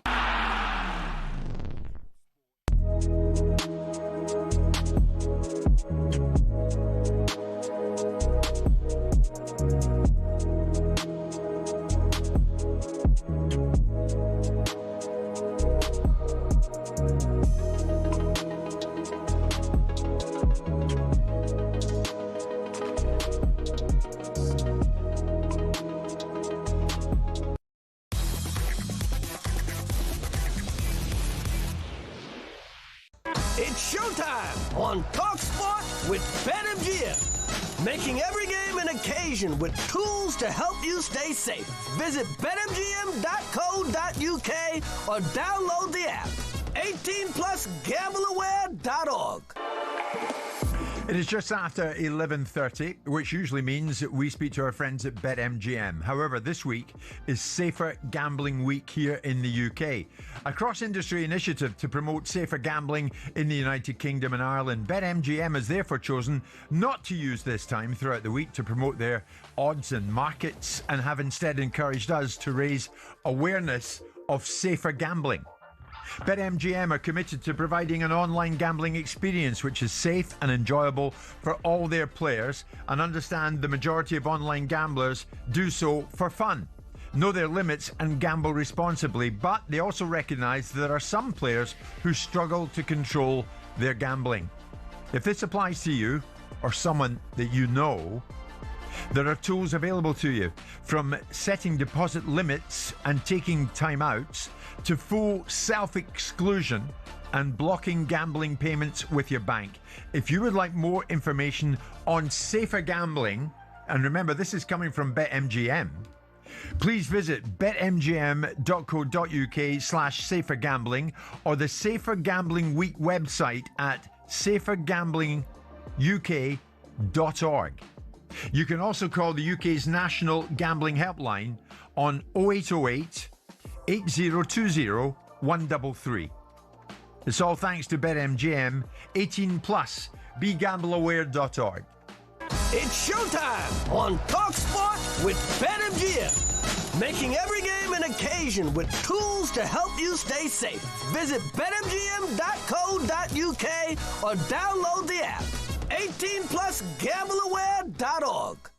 Scotland play Denmark. Winner takes all in that group tomorrow night at Hampden Park. We'll see if the Scots can win it and get to the World Cup finals next summer. In the world of rugby, though, wasn't so good for them, was it? It wasn't a great result for Scotland, let's face it, over in Greece in the football. They lost 3-2, but they could have won the game. But in the world of rugby, when I tuned in yesterday, Scotland at Murrayfield were beating Argentina 21-0. They went on to lose a game 33-24. This is while England had a phenomenal weekend.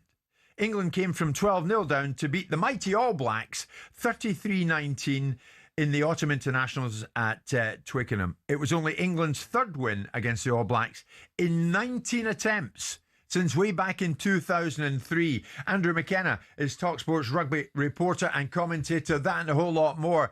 Andrew, this achievement by England, how do you rate it? They were very impressive, weren't they? As you say, they came from points down, 12 down to score 25 unanswered points against the New Zealanders. That is something very, very special. By the way, don't beat yourself up about losing to Argentina on a Scotland point of view, because let's not forget, it's only a few months ago that Argentina were beating the combined might of the British and Irish Lions before they went off to Australia. Argentina are a very, very good side, and I'm not going to crow about Scotland's results yesterday, because who are England playing next? So let's not take any eggs in baskets on that one. Okay. What do you think England are capable of going forward, though, Andrew? Interestingly, this was Steve Borthwick post-match at Twickenham. I think he's an outstanding leader and an even better person. I've been privileged to work with him for a period of time. I know you like to talk about 12 months ago, ball hitting a post. You know, George came on last 12 months ago and played really well, as he always does for England. When he pulls on the England shirt, he's just such a consistent performer. Am I pleased for him? I'm pleased for him. I'm pleased for all the players. Delighted for them. And they should enjoy themselves tonight. They should have a good night out together. They should enjoy it and then recover well, because we've got Argentina on Sunday, a week on Sunday.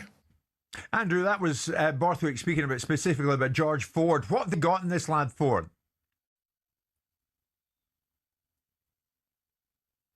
Not much, according to Andrew. I think his picture and his audio have frozen at this particular moment in time. Simon, any win in international rugby is decent, but against the All Blacks? Sure. I mean, I remember watching the Autumn Internationals in 2022 when they beat South Africa and then turned up in the 23 Six Nations and they were nowhere near it.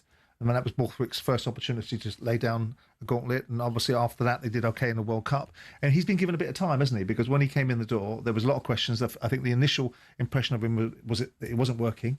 Some of the style of play about how England play doesn't appeal to certain quarters. But I think the World Cup in 23, everyone went into that tournament with no expectation of England, and they did okay.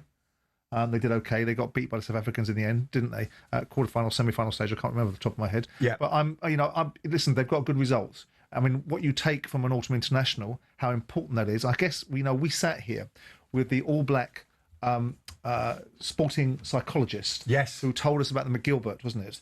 Who was a very impressive character and told us about the mentality of the New Zealanders. And ultimately, I know there was some controversy on the weekend about the disrespecting of the haka from the England fans and how the England team reacted to it. I quite like that. I'm not really in the business, I don't know what Martin thinks, of sitting there watching these guys do the haka and suddenly applauding it. No, I know you're not a fan of it. Well, I'm not, because it's about them, not about England. Go on, Martin. Well, Pollock was sticking his tongue out, wasn't he? And I think a lot of people were quite pleased with his reaction. Yeah. And, it's a part of rugby. It's quite phenomenal when the haka, the aggression, the determination. There has to be an element of respect, but there's a challenge, isn't it? So I don't mind seeing the English players, moving into that kind of shape around them. I quite. Me either. It'll be interesting to see. I mean, the Autumn Internationals are beating Australia, who are not a great side at this moment in time, has been proven not to be a great side for the last couple of years. But the New Zealand side are a great side. Moving into the Autumn Internationals, we'll see if this translates when we come up against the Irish. Well, and we'll see how it moves 18 months. We've got, 2 years to the next World Cup. It's a long way away from the next World Cup. Andrew's back with us, actually, Simon. 2 points to you, Andrew. Number one, what have they got in George Ford at this particular time? Hell of a player. A real quality player. And he's almost like having a coach on the pitch as well. He's just got an incredible rugby brain. He's just signed a new 3-year deal to stay at the Sale Sharks, so he's not going anywhere for a while. People think he's older than he is. He's only 32. He's in the absolute prime of his career, and he just dominates things. He controls games. Those 2 drop goals were probably key to England winning, because at that point, they weren't really getting into positions where they came away with points, and Ford went, you know what, we're going to do that, and I know I can drop those goals. Bang, bang, thank you very much. All of a sudden, England gets 6 points, and it's closer again on the bench. So, on the scoreboard, sorry. So, in George Ford, they have an elite level player. Yeah. Simon said the All Blacks, a great side. They're not that great at the moment, are they? I'm not taking anything away from your from your achievement, but they're not what they used to be. I said before the weekend that this is a good New Zealand side. It's nowhere near a great side. The great New Zealand sides had the game won on Thursday when the teams were announced. This 23 doesn't scare you in the way that potentially South Africa do. So there are some players in this group who will go on to be elite level players, but at this moment in time, this New Zealand side are not elite level. There is no way New Zealand sides of the past would have got 12 points up and then let the opposition score 25. But that's where they are. Yeah. England were able to do it. They were able to put this stuff together. But you're absolutely right. It's now going on, put this together. Can they back it up against Argentina next weekend? Can they then do it against Ireland in the Six Nations? All roads are pointing forward at the moment for England. And I think Lee Blackett's appointment as attack coach has had a lot to do with this at the moment. They look really good going forward. They're certainly making strides there. But yeah, it's a good New Zealand side. It's not a great New Zealand side currently. Were you interested, Simon and Martin, alongside me, Andrew, in the fact that Emma Raducanu was invited to the England rugby camp last week ahead of the match for the All Blacks? And we see this a lot more now, Simon. Certain sports stars taking inspiration from each other sports. She reportedly received a kicking masterclass from Marcus Smith, talked leadership with Maro Itoje. Warthik himself is said to be trying to tap into the sporting minds outside of rugby, but I'm not entirely sure if Emma was a beneficiary of this or the likes of Marcus Smith. I'm sure she was. A sharing of information, a sharing of inspiration as well, because she's been a part of that group this week. Just getting back to the rugby. So just Andrew, just Tom Curry didn't start the game. Yeah. Is he? Yeah. Does he start the next one? This guy was magnificent for the Lions. We know he had an operation and he's been sort of phased in. He comes on, doesn't he? Like the bomb squad. We've got this thing now in rugby and we've copied it in football where it's not the players that you necessarily start with, the ones you end with, which is becoming popular. Should Tom now start the next game? The thing with England is they've got so many back row options. They can almost pick the team depending on the style of play they want to play each week to week, and that will change with opposition to opposition. So if you're playing New Zealand, you'll want a different style of game than if you're playing South Africa. So England have, first of all, the numbers to be able to do that. And then secondly, as you've said, this whole idea of Eddie Jones came up with the term finishers. And it took a long time for people to buy into this. And I think football still hasn't bought into it fully yet. But the idea that you will use every player in the squad. So in rugby union, you've got 8 replacements. All 8 are going to get on. So realistically, those guys that come on are going to be the ones that are finishing the game off. And if it's close, they've got to produce it. Think Jared Evans. The guy was only on the pitch for Wales for 90 seconds on Saturday. He touched the ball about 3 times, but the last kick of the game was his to win the match. Yeah. And he came on, had no warm-up, and was asked, can you kick that goal? He went, yes, plonked it through, and Wales get a fabulous win against Japan in such a needed situation. So this notion of finishers is really important. The chances of you being the equivalent of a Manchester City 4-0, 5-0 up with 15 minutes to go at the very top level doesn't happen. So you want guys to come on, finish the game off for you. So it takes a mind shift. You want to be a starter, but then again, you also want to be on the pitch at the end of the game when it's all decided. Maybe Andrew, it works better in rugby. Maybe it's all a little bit more about power, less about the finesse. People will argue that. Well, the Welsh won 24-23 against Japan. Does it tell us much? I mean, are they really on the way back after a 10-match losing streak? I think that's a bit early, but what it was, Jim, was a massively important game. So the draw for the next Rugby World Cup will be done on the world rankings at the end of this autumn. And this year, they've slightly tweaked it. So Pool 1 will be world ranking seeds 1 to 6. Pool 2 will be 7 to 12.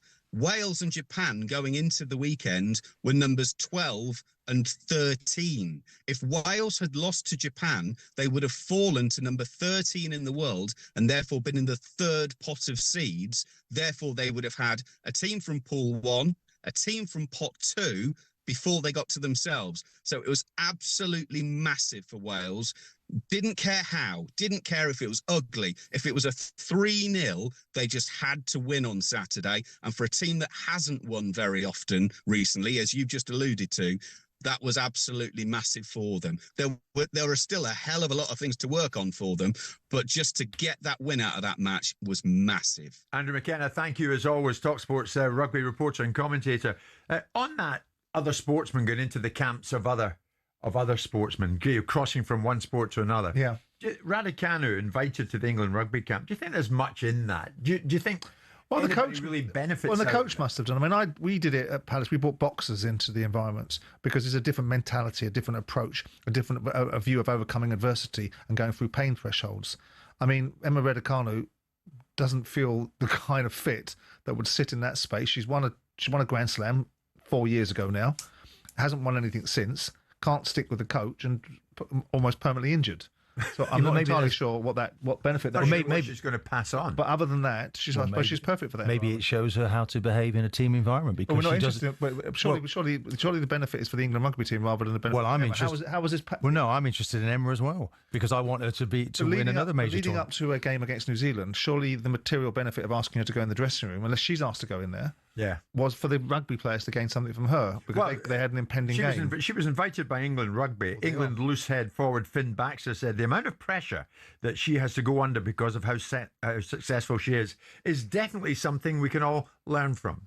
Well, it's a lonely road as well. She's not in a team, is she, so to speak? And she keeps dismantling her team. I think the jury's out in it. So I think it's good for her to actually see how a working environment is in a proper team. And maybe she respects that more going forward and builds it around herself. It's an interesting observation. I mean, ultimately, the players made it, but I don't think she's under huge pressure because the expectation level of Emma has dropped significantly. And I should imagine I don't believe that's the case. I think she really is expected to do well in every tournament she plays. Well, I think if you're talking about pressure, where that comes from, the expectation level of Emma Raducanu at Wimbledon, because she's a British player, will always be high. But in other tournaments, she's not expected to win games. She's not really expected to do much. Not expected to do that well, much. I think that's a shame to say. Well, it might be a shame. I think she is. Reality. I think she is. Okay, it's Jim White, Simon Jordan and Martin Keown live in talkSPORT with Selco, where the trade goes.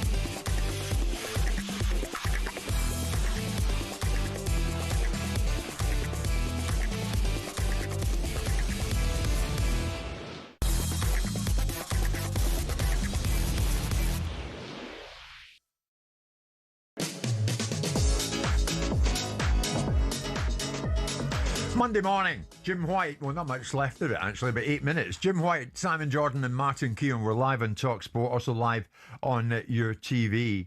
So I must say, being Scottish, you get used to this kind of thing. Scotland go to Greece at the weekend. They're 3-0 down.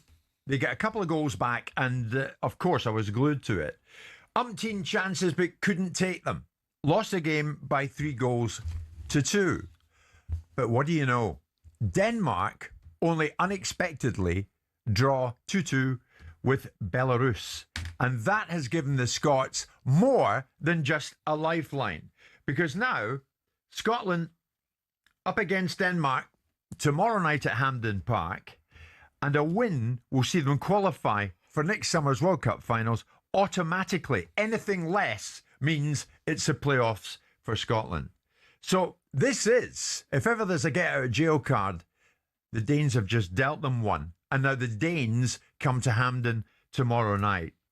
Over in Greece, this was Steve Clarke post-match. We lost the game. We probably finished in a good moment with good momentum in the game, and if we can carry that into Tuesday night with the help of a full Hampden and hopefully a very positive Hampden right from the first kick-off. Like I said before, a great group of players, but we're going to need backing from the first minute at Hampden. We need positive backing. We don't. One of my favourite sayings for the players is play with the anticipation of success and not the fear of failure. I'm going to ask the Hampden crowd to do that on Tuesday night. Need them from the first minute to be with us, and in the difficult moments in the game to be especially with us, because that's what this group of players deserve. And if they get that, I'm pretty sure we can do something special. Martin Keown has played in more than a few crunch games, and this is a crunch game from Scotland's point of view, Martin. He mentions the crowd there, the Hampden crowd, positivity, get behind them. They will. They will. Well, he's not sure. The fact of the matter is this: are the players good enough to beat Denmark tomorrow night? I think he's right to mention the atmosphere of the fans. I think, you know, the recent internationals have shown you that. Yeah, but that's a given. Yeah, but also as well as a lot of criticism. He says it's a great group of players. It is. I mean, it's down to them, isn't it? It's down to them. I do feel they're the favourites, Jim, going into it. They got that very good draw at the beginning of the group stages against Denmark. They were 3-0 down just a few days ago, and they weren't getting it right in terms of the press. The team was just too disjointed, Jim. It wasn't compact enough. And then it creates a little bit of fear. I did sense a sense of fear amongst the players. You could smell it in the air, and that has to disappear. The manager has to take that away. He's taking responsibility. He's asking for a slightly better atmosphere for the fans. It's difficult, Jim. It's a bit toxic the last couple of games that they've played at Hampden. The fans are very judgmental. Of course, they beat Belarus. Belarus, though, are a whole lot better, aren't they? They showed they got that result against Denmark, which has now kept Scotland in it. Jim, they were pretty well out. In a way, they've got that fighting chance. They were out of 3-0 down. They were looking like they were going to head to the playoffs. Now the opportunity to win and get to a World Cup by right. The first time since 98, Jim. So we're looking at a Scottish group. I know you've got this feeling of yesteryear, but Scotland haven't done well for quite a few years in the World Cup particularly. So it's on the line. But is that a secret to you? Did that evade you? Me you're talking to, Martin. Maybe the expectations of the fans is a little bit too high. Nonsense. I think it is. So be together. Why should it be too high? Be together Can't be as high one. enough. I'm trying to give direction. Go to the. Or Suter and Hanley going up at the back. That's your area. Are they good enough? Well, yeah. The thing is, they're going to have to be good enough. I don't know if he's got the necessary players. I didn't think Hanley was really. Not much of an answer. I don't think Hanley was really at the races the other night. And I'm talking about fear. I'm talking about if you can take that away, Jim. There's two great emotions. There's love. You've got to love it, and you show this is your moment, okay? And great things happen. If you show fear, the ball bounces off you and falls into the lap of a Danish player, and you're out of the competition. So you've got to embrace it, embrace competition. But I do sense there's a sense of fear, and I'm seeing it from Robertson, the left back, the so-called most experienced player. There was one or two moments when it was like iffy around him. He's got to just put that to one side. Now, is that the pressure of representing their country? Is that the pressure of actually being in that cauldron at Hampden? Can they handle it? Well, look, they just got to go and do it and believe in themselves, Jim. And then I don't think this is a very good Danish team. That's right. You know, I'm looking through Ericsson now. What age is Martin talks Ericsson? about a smell in the air. It's more than a smell. It's a great distinct whiff of another Scottish choke. like you did against the Ukrainians when you had the opportunity to qualify for the World Cup last time around and you choked at home. You're going to love this. The fans need to be realistic. But realistically speaking, you should go into this game as favourites. You've done the hard yards by getting a 0-0 draw away to Denmark. You're taking them home. You've got all the opportunity. They haven't got a great team. They haven't got great players. You've got players that are smashing it up in Italy, doing really well. You make a big 4-act play out of them regularly every time you get an opportunity to do so. So here we are now. Come with the hour, come with the men. This is a game that Scotland should win. They should go into this game with a positive framework, positive mentality, despite the fact they've had a bad result against Greece. The Greece thing is like a push-me-pull-me relationship. They beat the Greeks away from home, at home, lose away from home. Then they lose the Greeks at home and beat them away from home. So this is, this was what result of the Greeks is to be expected. In the world that you live in, you can win this game. This was Arsenal now playing a game that needed to win the last game of the season to win it. It was at home. You'd be all over it saying Arsenal, they fail if they don't win it. I'm not talking about failure for Scotland. I don't want to put you in that uncomfortable position. Well, Scotland's got a safety net if they don't win it. But surely this is a moment for Steve Clarke to show what he can do at the helm of this team, and for the players to go out there, like Robertson, McGinn, and others, not just them, all of them. McGinn, I have no question and mark. Show to the Tartan Army, who have not been to a World Cup finals since 1998. Well, they met Denmark. I beg your pardon, that was in 86. They met Denmark in 86 and lost 1-0. And that comes back to me. But surely, as you rightly say, Simon, this is not a Denmark of old. There are people like the Laudrup brothers and others. There is enough quality in this Scottish Christian team. Eriksen, Mikkel Damsgaard. Damsgaard can play. Vestergaard. Dorgu of Manchester United. Kasper Schmeichel's in goal. Can Scotland do it? Yes. Will the crowd play a part? Yes. But it's down to the players, isn't it? It is, and there are one or two of those. McGinn is someone I do not doubt at all. No, it will probably come. It will probably come from him. I agree. But he's got to get the troops around him, and the tactics have to be right. And they certainly weren't against a Greek team who embarrassed Scotland. Jim, they did come back into it, and they showed a little bit of fight. Yeah, and a little bit more quality. I think they just got to go for it against that. Can't go into this game. They've got to win the match. Full stop. Simon, get right behind us. You're bursting for a Scotland win at Hampden tomorrow night, right? Yes. So much, very much so, because there's nothing more than our delight than seeing you lot in America getting smashed to pieces in the group stages of every single game and sent back with your Tartan Army with your tails between your legs. Thank you so much. Scotland-Denmark, winner takes all. Come on, Scotland. Tomorrow night, we'll get right into it during the day, tomorrow on talkSPORT, and of course, especially between 10 and 1, especially for old Edward Longshank sitting to my left. Jim White, Simon Jordan, Mark and Keown live in talkSPORT with Selco, where the trade goes.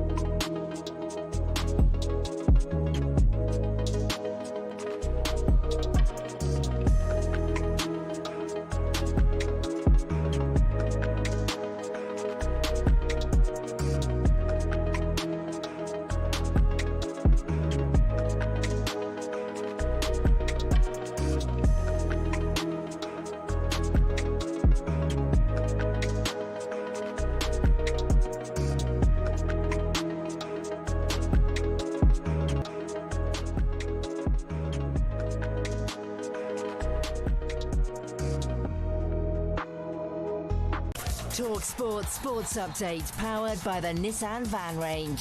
Commercial vehicles that go the distance for your business. Search Nissan Vans or head to your local Nissan Van Centre. With your headlines at 3 minutes past 12, I'm Nick Ellaby. Good afternoon. After England's perfect record in World Cup qualifying, talkSPORT's chief football anchor Adrian Durham thinks Morgan Rogers is now the favourite to start in the 10 next summer. Me personally, I would prefer Jude Bellingham to have the shirt. I think he's just a far better player. I love Morgan Rogers. Hasn't done anything wrong. I think Cole Palmer's struggling to get on the plane, if I'm honest. I've thought this for a while now. He's played 64 minutes under Thomas Tuchel. England have 2 friendlies next year before Tuchel picks his squad in May. Meanwhile, former Ireland winger Stephen Hunt told us Sunday night in Budapest will have done wonders for team spirit, and he means the drinking. The young generation of Irish players don't go out anymore, so for them to have a moment like that and celebrate success like they did last night, apparently, I've seen some videos on social media, it's good for them, like it brings them together. Ireland are into the World Cup playoffs thanks to Troy Parrott's hat-trick in Hungary. We're told Middlesbrough are trying to hijack Swansea's move to appoint Kim Hellberg as their new manager. Borough have held talks with Hellberg and Raphael Wicki this weekend about replacing Rob Edwards. Breaking news, the Lionesses will face Spain at Wembley again in the spring. The World Cup qualifier will take place on the evening of Tuesday, April 14th. And ahead of the Ashes, Aussie bowler Scott Boland admits Joe Root is the man they need to keep quiet. Brendan Doggett's in line to make his Test debut on Friday, with Hazelwood and Cummins out injured. Boland says Doggett has real skill. He's like a fast outswing bowler, and he's someone who can bowl really long spells, bowls a lot of overs. When he's playing for South Australia, he tends to bowl, I know he can bowl 20 or 25 in a day. For all your Ashes content, subscribe to the talkSPORT Cricket YouTube channel and the following on podcast feed. talkSPORT News. Human rights laws will be overhauled as part of government changes to the asylum system. And watch out for the weather. A cold snap is on the cards. More from the news team at past. talkSPORT.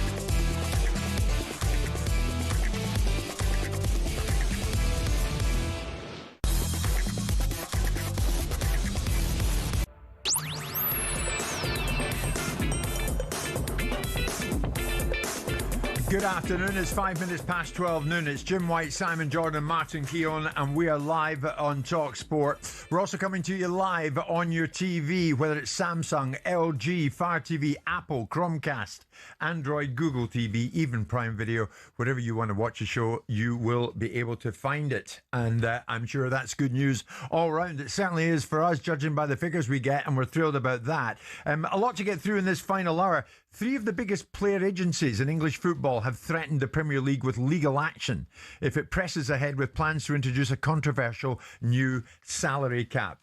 Simon and I discussed this last week. We thought it was on the horizon, and it is. So it could well be a collision course in that area. I'm going to get to that in the final hour today. Stand by for some fireworks on that particular topic and on this one. Because, Martin, your beloved Arsenal, it said, will assess Gabriel after he came off during Brazil's friendly against Senegal with a suspected groin injury. Calafiori also left Italy's squad midway through the international break and is an injury concern ahead of Premier League action resuming this weekend.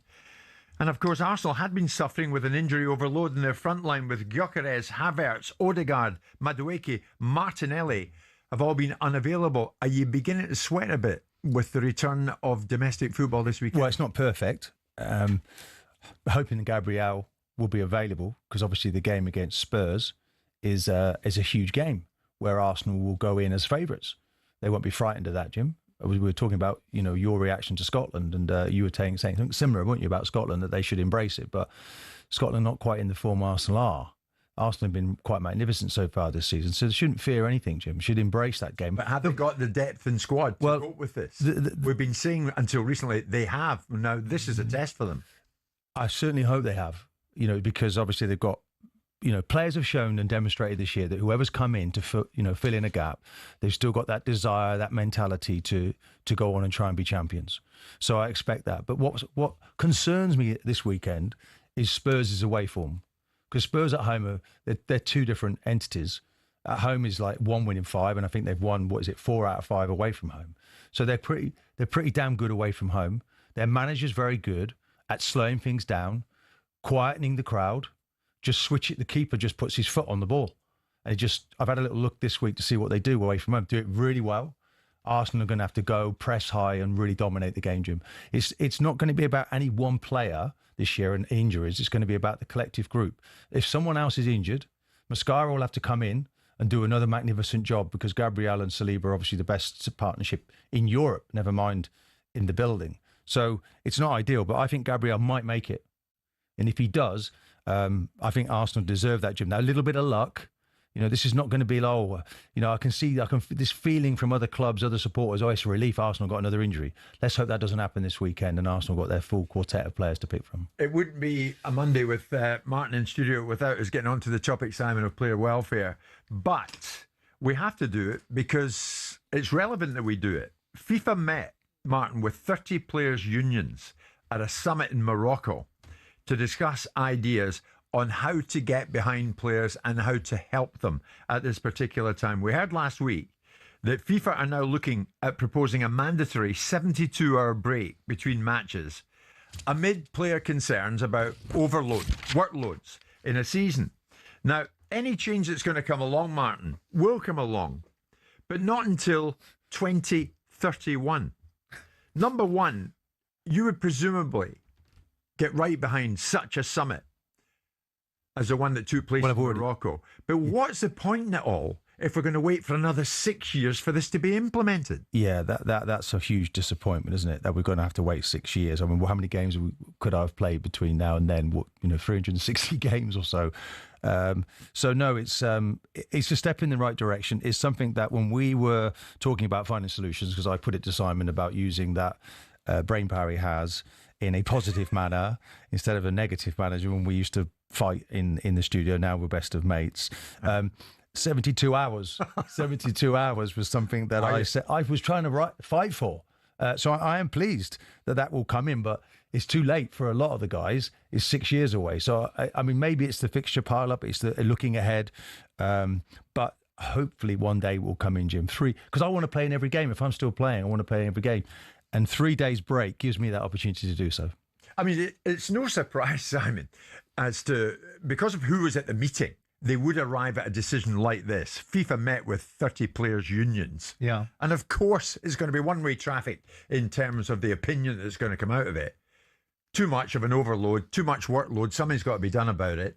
And the players' unions would be singing from the same hymn sheet. It's very interesting. That. I mean, FIFA are not affected by this to some extent, are they? Because it's the domestic fixture list that is the one that's being challenged, and it's the UEFAs and the FAs and the individual leagues that are being challenged by the compliance with the necessity. I've never disagreed with the principle of having your best talent at its very best level by not overplaying it.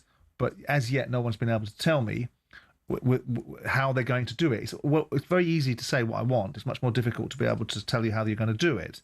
Now, I don't know what the detail on this is. I don't know why it takes 6 years to implement something. If you indeed believe it's a good idea for 2031, why is it not a good idea for 2027 or 2026? Exactly. Now, I don't know what happens in that scheduling period as to the reasons why 6 years needs to elapse before you implement it. What it might be just as a cursory nod to the players' union, so they look like they've done something for a change. They've been at a table, told people what they don't like, and managed to get some sort of outcome. And it's been kicked into the long grass, like net zero or electric cars being phased in and out, and all of a sudden that day gets moved back every 5 years when ultimately the industry can't sustain it. The issue is never been about players not being able to be rested. It's always been about how do you achieve it. And I've always believed it doesn't require brain power. It requires a tacit acceptance that players can't play in certain games. Players have to be rotated. Players can't play in League Cup games, possibly, or in FA Cup games. Players have to accept being substituted in certain games. Yeah. And there has to be a more technical approach to the manner in which you resource the resource that you've got. And if it is simply that you're going to play these amount of games, and we know that the argument reverberates around finance, whether people like it or not, it should all be on the field, but it isn't, because the finance of football dictates the manner in which the players are rewarded, and the requirement is to be able to keep on generating finance, to be able to keep on meeting the never-ending expectations of players and agents and whoever else around them that are constantly double-dipping into the finances whilst complaining about the ramifications of the amount of games they've got to play. Exactly. I mean, larger squads, Jim, is managing the minutes. Yeah, absolutely. Is all, if we're playing And that's player manager here. That's management responsibility. Yeah, I mean, international football though, you can't determine how many minutes, or can you in a way? Because every time Trossard goes off to play for Belgium, it seems he plays in every single game, and so obviously so does Rice. So do you have to manage their minutes either sides of those international games? But it doesn't seem that the international managers always play ball in this area. I mean, this is the same Infantino that stood up in front of the world in Qatar telling everybody that he was an Arab, or that he was a refugee, or that he felt gay today, or whatever else he felt at the time. Yeah. Right? So they say things to be able to create an impact or an effect without actually having a lot of substance behind it. And the interesting thing will be, FIFA are obviously the governing body, but it's the domestic leagues that have got to find the solution. I don't hear the solution. I don't hear it's great. Yes, we accept that players cannot play for more than, have to have 72-hour break. Fantastic. Got it. How do you implement it in the schedule? Because that seems to be light on detail. Do we cut the number of games? Bundesliga, 34 matches a season. Do we cut that? Yeah, I mean, if Arsenal were finishing fourth bottom of the league one season, I'm sure you'd be thrilled to hear that you were one of the teams that's going to drop into the Championship. I mean, there's always been an argument. David Dean wanted to argue. David Dean, the original thought process was to have a lesser league. Yeah. To have a lesser league, and to have less teams in it. That may well be the way it goes. I mean, the bad news for you, Martin, is there doesn't seem to be much urgency about it. No change would come into effect until the new international match calendar set until 2031. So the calendar is in tablets of stone for the next 6 years. Wow. End of. So it's either put up or shut up.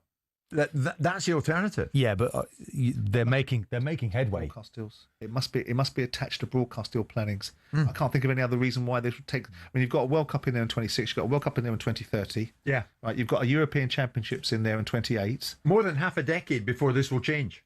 Yeah, I mean, look, I fight for the current day player because I want them to have a realistic fixture list that they can take part in every game. I hear lots of former players talking about we only had 13 players in our squad and we played every game. The demands on the players now are much greater, Jim, I'm afraid. But it's a much quicker game. But people are listening to you, Martin. I mean, Arsenal and Palace's Carabao Cup quarter-final tie moved a week later than the rest of the draw to December the 23rd. That's the Premier League's now listening, isn't it? In a bid to avoid Palace having to play 3 matches in six days. Yeah, and that's the Premier League. That's the domestic side Simon's talking about. The Premier League has to shift and adjust. And it's the same for Europe. Suddenly we'll see teams, PSG get to the final of the Champions League or semi-final. Suddenly they haven't got a league game. But it still leaves that doesn't happen for the Premier League teams. Still leaves Palace playing a European Conference game. And 48 hours. That's right. So December the 18th. Because there's no perfect circle. They've got games. No one would have bankrolled, or suggested not bankrolled, banked on Crystal Palace being in the European Conference or Europa League last year. So it wouldn't have been part of the thinking. They're now achieving a cup competition. They're achieving in Europe. They're achieving in domestic fixtures. And unfortunately, it creates a fixture congestion. And whilst the leagues can move something around, something has to give. You can't have all this broadcaster money coming in and then say, actually, you can't have these games. Because the broadcasters won't stand for it. You're right, Simon. 2 games. I think they play on the 18th and the 20th. So Palace, I'm afraid you'll just need to get on with it. We'll get on with it. Just gone 12:15 this Monday lunch, and we're live in talkSPORT with Selco. Where the treat goes.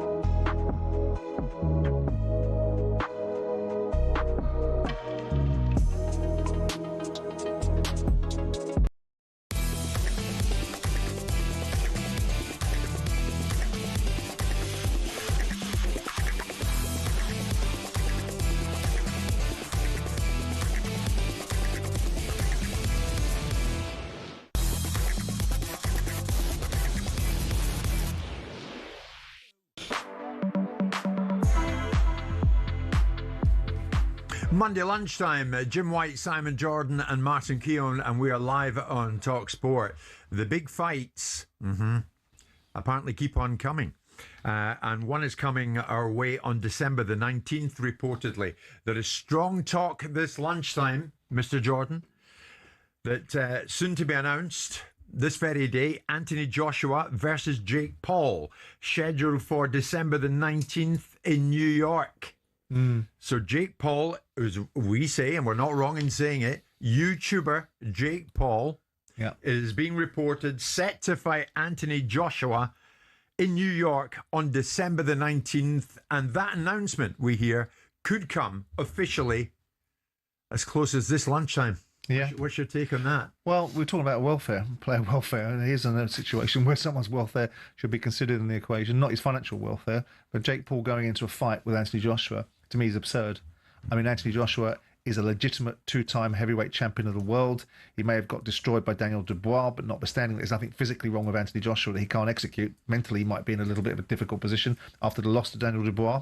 Jake Paul, if this is not going to be, curated into a little dance around exhibition, could find himself in a way of getting seriously hurt here, like Francis Ngannou did. Francis Ngannou was an MMA fighter that got blasted out by Anthony Joshua. A fitter, more focused Anthony Joshua than the version that we've got now, possibly.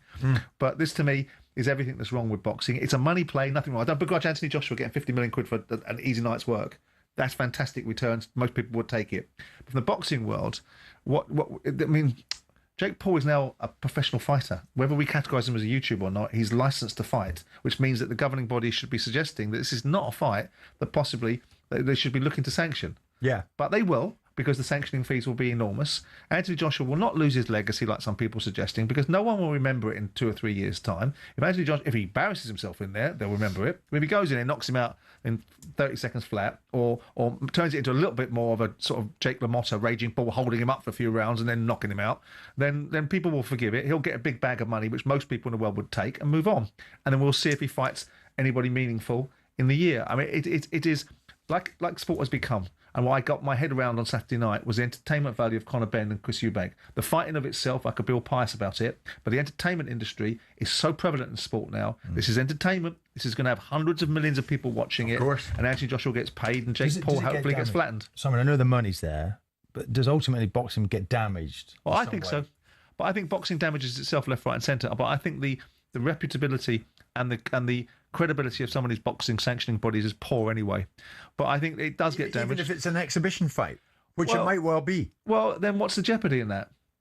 If it's an exhibition fight, which it shouldn't be, if it's a proper fight, then Jake Paul is going to get demolished. He's going to get demolished. Well, certainly 60 million watched Jake Paul fight Mike Tyson. So who's to say that this won't attract a huge global audience as well? And certainly AJ's promoter, when he was in here last week, Eddie Hearn, confirmed, talks are ongoing. There have been conversations. We received a phone call from Nikisa Baldirian, from MVP, who, by the way, we've spoke to a few months before, talking to us about the fight. And he said, look, would you want to fight Jake Paul? And I said, listen, I don't want to just be a publicity muppet for you, telling everybody that you offered the fight to Anthony Joshua. If you're serious, we can discuss the numbers. And if there's a chance for us to run out in December and, take care of this bloke and get him out of the boxing world and make several tens of millions in the process, of course, we will consider it.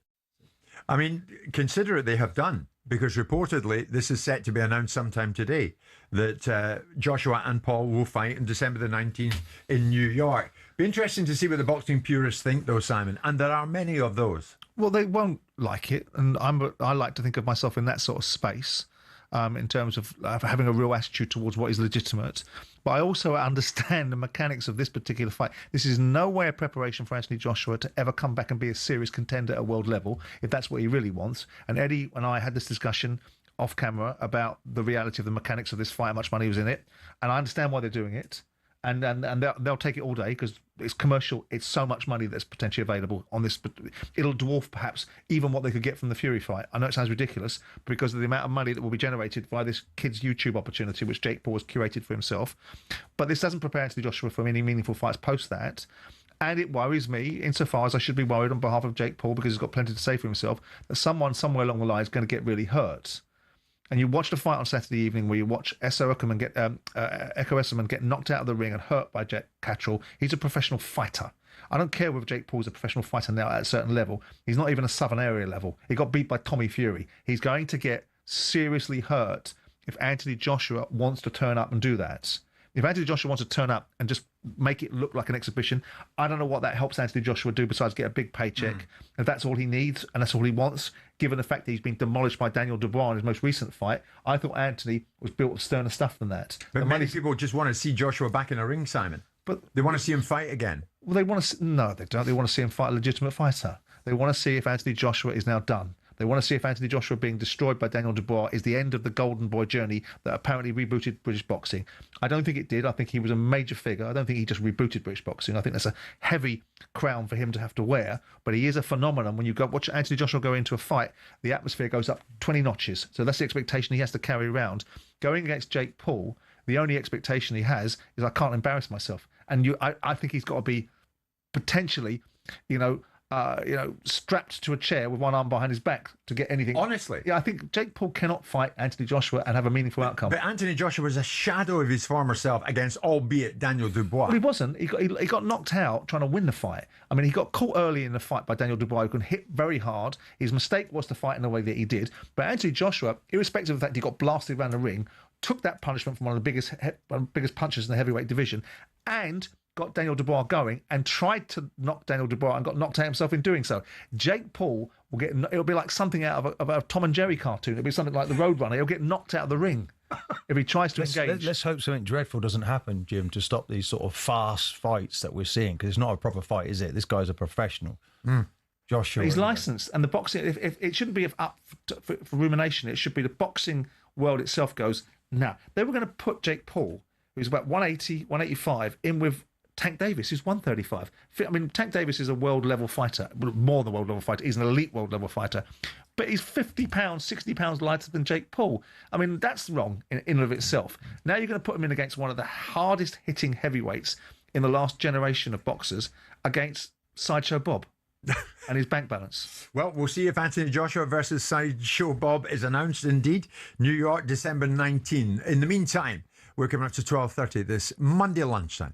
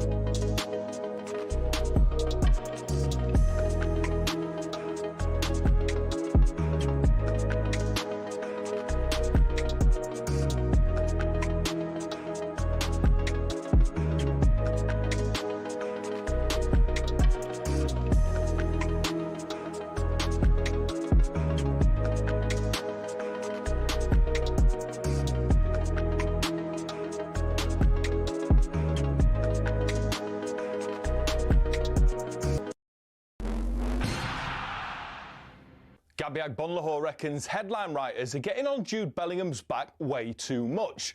But there are things he could do better in an England shirt. Maybe Thomas Tuchel just need to speak to him and say, listen, like, every little thing you do is going to be scrutinised. When you come off, don't be like slouched down. Maybe, do you know what I mean? Go and celebrate with your teammates. We 2-0 up. Tuchel's promised to look again at Bellingham's reaction to being subbed off in the win over Albania last night. Bellingham was also voted man of the match. And talkSPORT's Henry Winter says we should embrace that winning mentality and extra edge that Jude brings to England. I quite like that confidence to walk into the Bernabeu and say, yeah, I'll have the number 5 shirt, Zidane's old shirt. Yeah. I like that. And I've been to so many tournaments with England where, as you rightly say, they've lacked that slight bit of personality, that individual who is going to seize a game, that almost like that Gaza element. Meanwhile, in a tearful post-match interview over in Budapest, Troy Parrott says this is why we love football, because things like this can happen. That is unbelievable. He scored a hat-trick, and right at the death, Ireland have done it. I've never seen anything like it. Commentary from RTE there as Troy Parrott's 96-minute winner against Hungary took Ireland into the World Cup playoffs. Now, after winning the Grand Slam of darts, new world number 1 Luke Littler says he and Luke Humphries are in a league of their own. Littler was asked about Phil Taylor's 16 titles ahead of the World Championships. I don't think anyone's going to get past Phil's records and whatever he's done. But me and Luke, we're just going to keep going, doing our own business, and then if we do meet in the final, then it'll be another great final.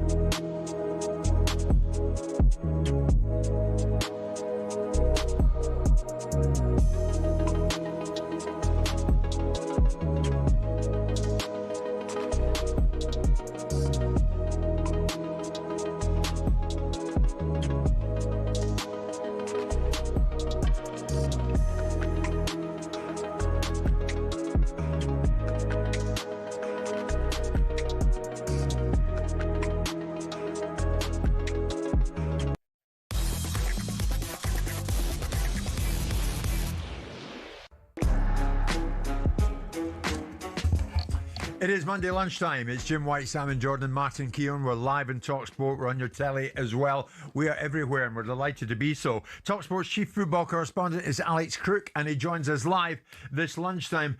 Rob Edwards, we know, has got himself to Wolves and is in at Wolves. That is done. Left Middlesbrough, Alex. He's at Wolves. What's the latest then this lunchtime on Middlesbrough? Well, this is a fascinating story because Swansea fans going to bed last night, I think, would have done so quite confident that Kim Hellberg would be their new manager. He's a Swedish manager. He's currently at Hammarby over in the Allsvenskan. He's finished runners-up in that league on a couple of occasions. He was in London holding talks with the Swansea hierarchy this weekend after they parted company with Alan Sheehan last week. Then we started to hear whispers this morning from Sweden that Middlesbrough had made a late bid to hijack this move, and I've been able to confirm Hellberg is now Middlesbrough's top target, and indeed, assuming there are no issues in terms of paying the compensation to his current club and freshing out personal terms, it's likely he will be the man to replace Rob Edwards. And there's a bit of irony here, Jim, because Rob Edwards and Wolves have taken a bit of a kicking for the way that they poached him from Middlesbrough. Is it a case of gamekeeper turned poacher as far as Middlesbrough are concerned? Because I think Swansea fans are quite peeved at this moment in time. Well, I know who did most of the kicking. He's sitting right beside me. What do you think of Middlesbrough now done what Wolves did? But why would Wolves didn't do anything? Rob Edwards did something. It's got nothing to do with Wolves. Wolves are well within their gift to want to have Rob Edwards as their manager. The person at fault with the morality of this conversation is Rob Edwards. He's the one that sat in the room and gave his word to Middlesbrough. He's the one that was taken off the scrap heap. He was the one that was given the opportunity. So I don't really understand why Wolves are in that conversation. And this is a completely different set of conversations. I don't suppose the Swedish club are complaining about either Middlesbrough or Swansea playing their compensation. So it's not a club issue. If the manager's given his word to Swansea, he's taken a job, then he's another toe rag as well, but he probably hasn't. He's probably kept his options open. So I don't see this as a fair comparison. It's not at all a fair comparison. Is this not just the world of football management? It's just the world of football management. Clubs come along, they poach managers. The compensation, I can tell you, that the Swedish club are going to get for Kim Hellberg is in the hundreds of thousands as opposed to millions that Middlesbrough made from that move for Rob Edwards. My view on it is that I think too many non-Middlesbrough fans have got involved in this. I understand Middlesbrough fans feel aggrieved, but it's a Premier League club. He will have got a pay rise. I think we can all say that. It's a club that's close to his heart. I'm just not sure that he deserves to be vilified in the way that he has. What, Bob Edwards? Yeah. I do. I don't do that from a point of view of being a patron saint of football club managers or football club owners, but I've been a football club owner. So other fans getting involved with it and they're put two penneth in, but I come from the position of being a football club owner and know what that looks like and know what the ramifications and the millions of pounds of a compensation you might have got will be worth bugger all when it comes to them taking your backroom staff, dismantling your season, disrupting the playing squad around you and creating a whole raft of costs that far supersede the paltry amount of compensation you might have got for all this aggravation. Alex, wouldn't he have been better off staying where he was, second in the table? And it was very much becoming his story at Middlesbrough, instead of going to a Wolves situation where there must be odds-on favourites to go down. And they've given him a 3.5-year contract. He's going to probably need that to get them back to where they were when he arrives now. Yeah, I think there's a massive argument. And if I was advising Rob Edwards, I would have told him to think twice about joining Wolves. But I was just reading the start of your book. I'm on holiday in Portugal at the moment, believe it or not, Martin, and you were talking about the emotional attachment that you felt to Arsenal. So put yourself in the situation. If you go on a career in management and say, I know, listen, the size of the club's very different, but say you were Middlesbrough manager, Arsenal were struggling at the bottom of the Premier League, they came and offered you the manager's job, what would you do? Well, I think you know what I would do. You know, I'm about common decency, and I learned that lesson. You know, so you're comparing Martin Keown's achievements at Arsenal over about 15 I'm not necessarily going to follow. I'm not going to follow the money. Look, he's going back for lots of reasons, isn't Shut it? up! Right? Your whole book is moaning about contracts you didn't get.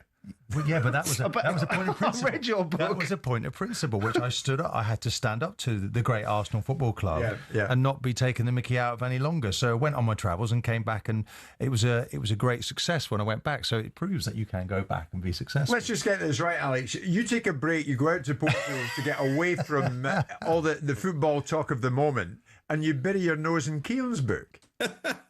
Well, he kindly gave me a free copy because I think he wanted the publicity. Oh, so you feel obliged to read it. If you're struggling to sleep at night, Alex. I know that apartment you're in, there's a short leg in the kitchen table. Perfect for it, mate. At the end of the day, Rob Edwards has gone to Wolves, Simon, and that is the bottom line. Indeed. And we always say, how much loyalty is there in football? He actually spoke to Wolves TV. If we want, let's just tap into maybe why he ended up where he's ended up. It's special anyway, but it's obviously special to me. It's where I've spent most of my career, my professional career, where I played most of my football. This is like the dream. I've always wanted this job, and you don't know if it's ever going to come along ever again. But left a really good football club that gave me an opportunity with really passionate supporters that, you know, where we were doing well. Now I know the situation that we're in right now, but this is, like I said before, this is just something that I've always wanted. Something that you always wanted, Simon. It's a dream. Can you fault him for that? If that's what his dream entails. I was told last week it was because there was no other club that he would go to. So ultimately, if Man United and other clubs came in and offered him a job, he would never have gone to them. He had to go to Wolves. Nonsense. It's just designed to deflect from the poor behaviour. I understand. Of course I'm a realist. I understand it works. It's happened to me. Brucey did it. And look, I sit across the table with him. I'm perfectly friendly with him. If the same situation happened again, I'd take the same attitude as I did then, which was I wasn't happy with it. And it shouldn't be applauded. And the LMA, if you don't treat their managers properly, have got a lot to say for themselves. Funny that when their managers don't behave well, mute. And who's their chairman these days? Oh, that fellow up in Celtic right now, abdicating responsibility. He's too busy right now. He's too busy, yeah. What's it? We'll get to Celtic in a second. What's the latest at Southampton this lunchtime, Alex? Towards the end of last week, actually, the under-21 coach who's been promoted to interim manager, Tonda Ecker, is in with every chance of getting the job. He's won his first 2 games, albeit one of those against Sheffield Wednesday, so that comes with a bit of an asterisk. They've got 3 games, I think, in the first week back after the international break. He will be in charge. And I think if they get at least 2 wins from those 3 matches, don't be surprised if he's given the job on a more permanent basis. Tonda Eckert, okay. We'll watch that with interest. That'll please the natives, I suspect. Right. Celtic, we mentioned Celtic moments ago. They seem to be moving closer to Wilfred Nonsi. Mr. Martin O'Neill, good friend of ours, of course, quality guest on this very show, has intimated to me that there is nothing immediate that's going to change his workload right now. And his workload right now is being an interim charge of Celtic. That might change before the weekend. If there is a latest, what is it, Alex?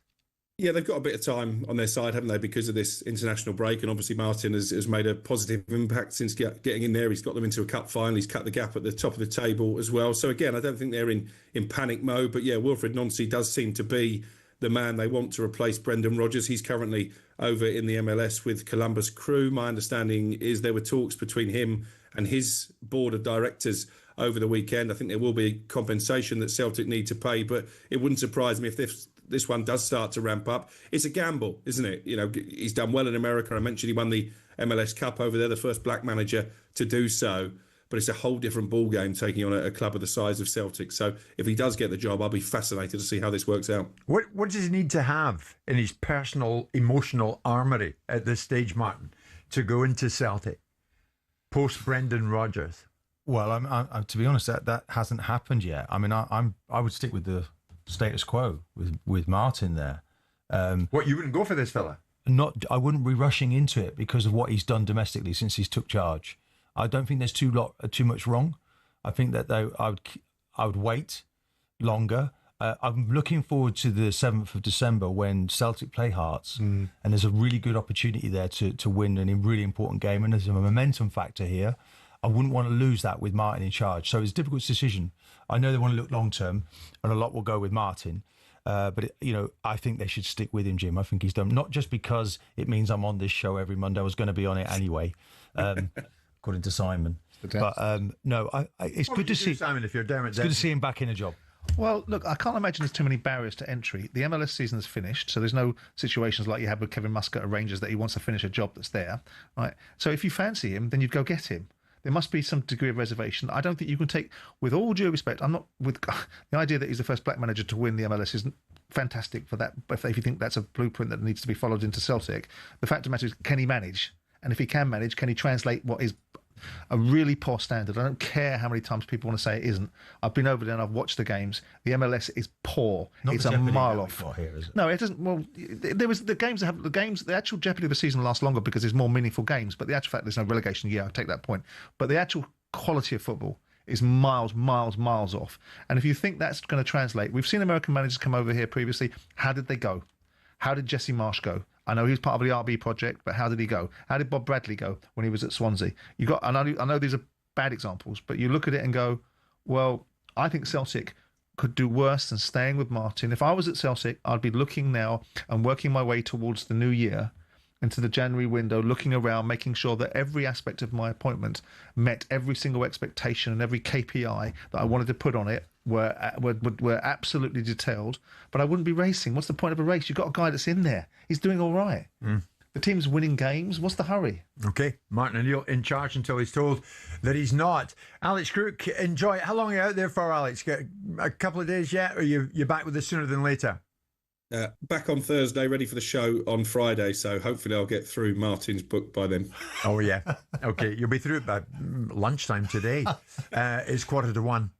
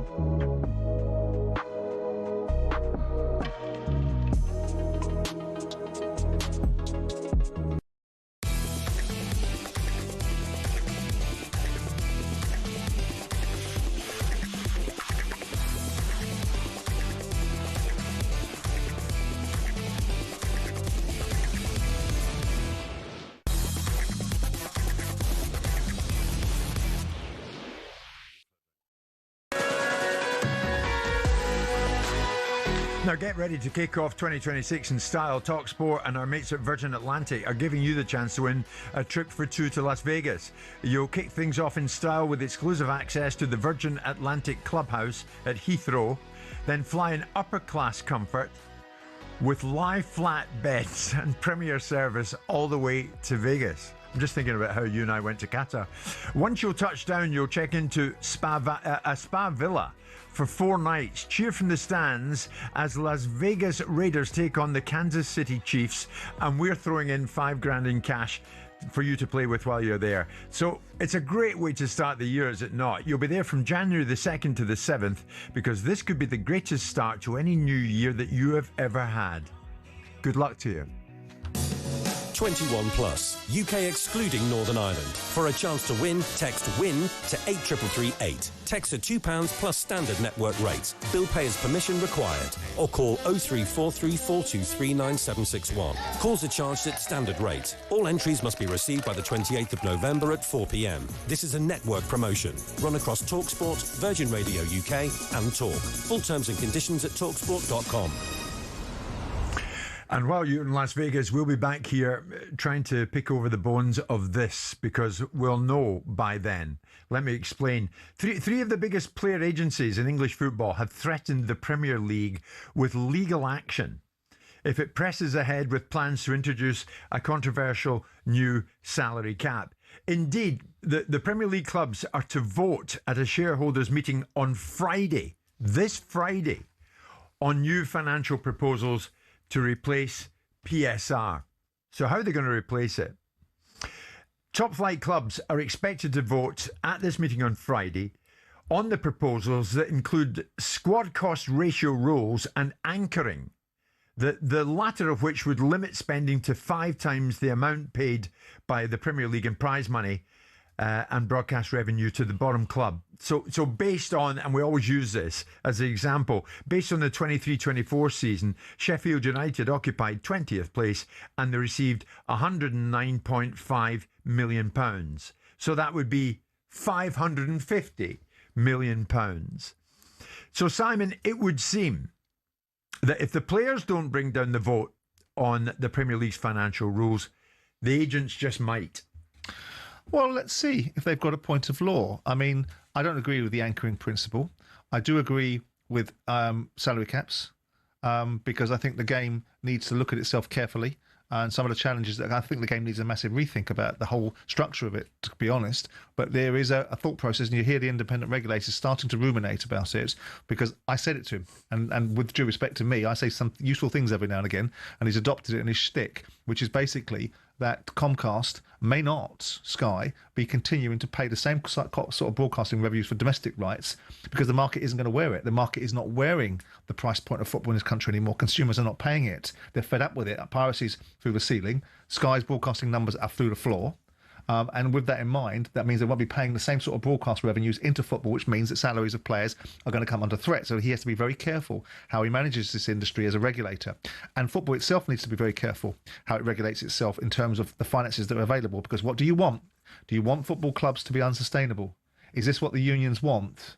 They want unsustainable. They want it to be the bedrock of overseas oligarchs and nation states and private equity players that are taking punts or using as influence plays for domestic propositions that are public domain businesses that mean more to communities than simply how just much money individual players can get. I think I know where you're going to go with this, but should the agents be consulted by the Premier League? No. The agents complained that at no point has the Association of Football Agents been consulted on the issue, and claim that a cap would be in breach of competition law. Well, that's what they'll try to find out and try to test if that's the case.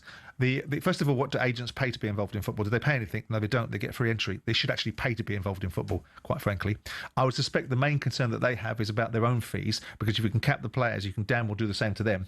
And they don't like it because the FIFA have already tried to do this. If I was looking at this, if I was a regulator, I'd be finding a way to perhaps shoehorn football under the FCA. And to have some governance around financial conduct. Now, that's normally reserved to banks, but notwithstanding, this is a public domain business that operates in a certain way with revenues going all around the world and all over the place. If you put it under the FCA, guess what you can do? You can do what you did to the bankers.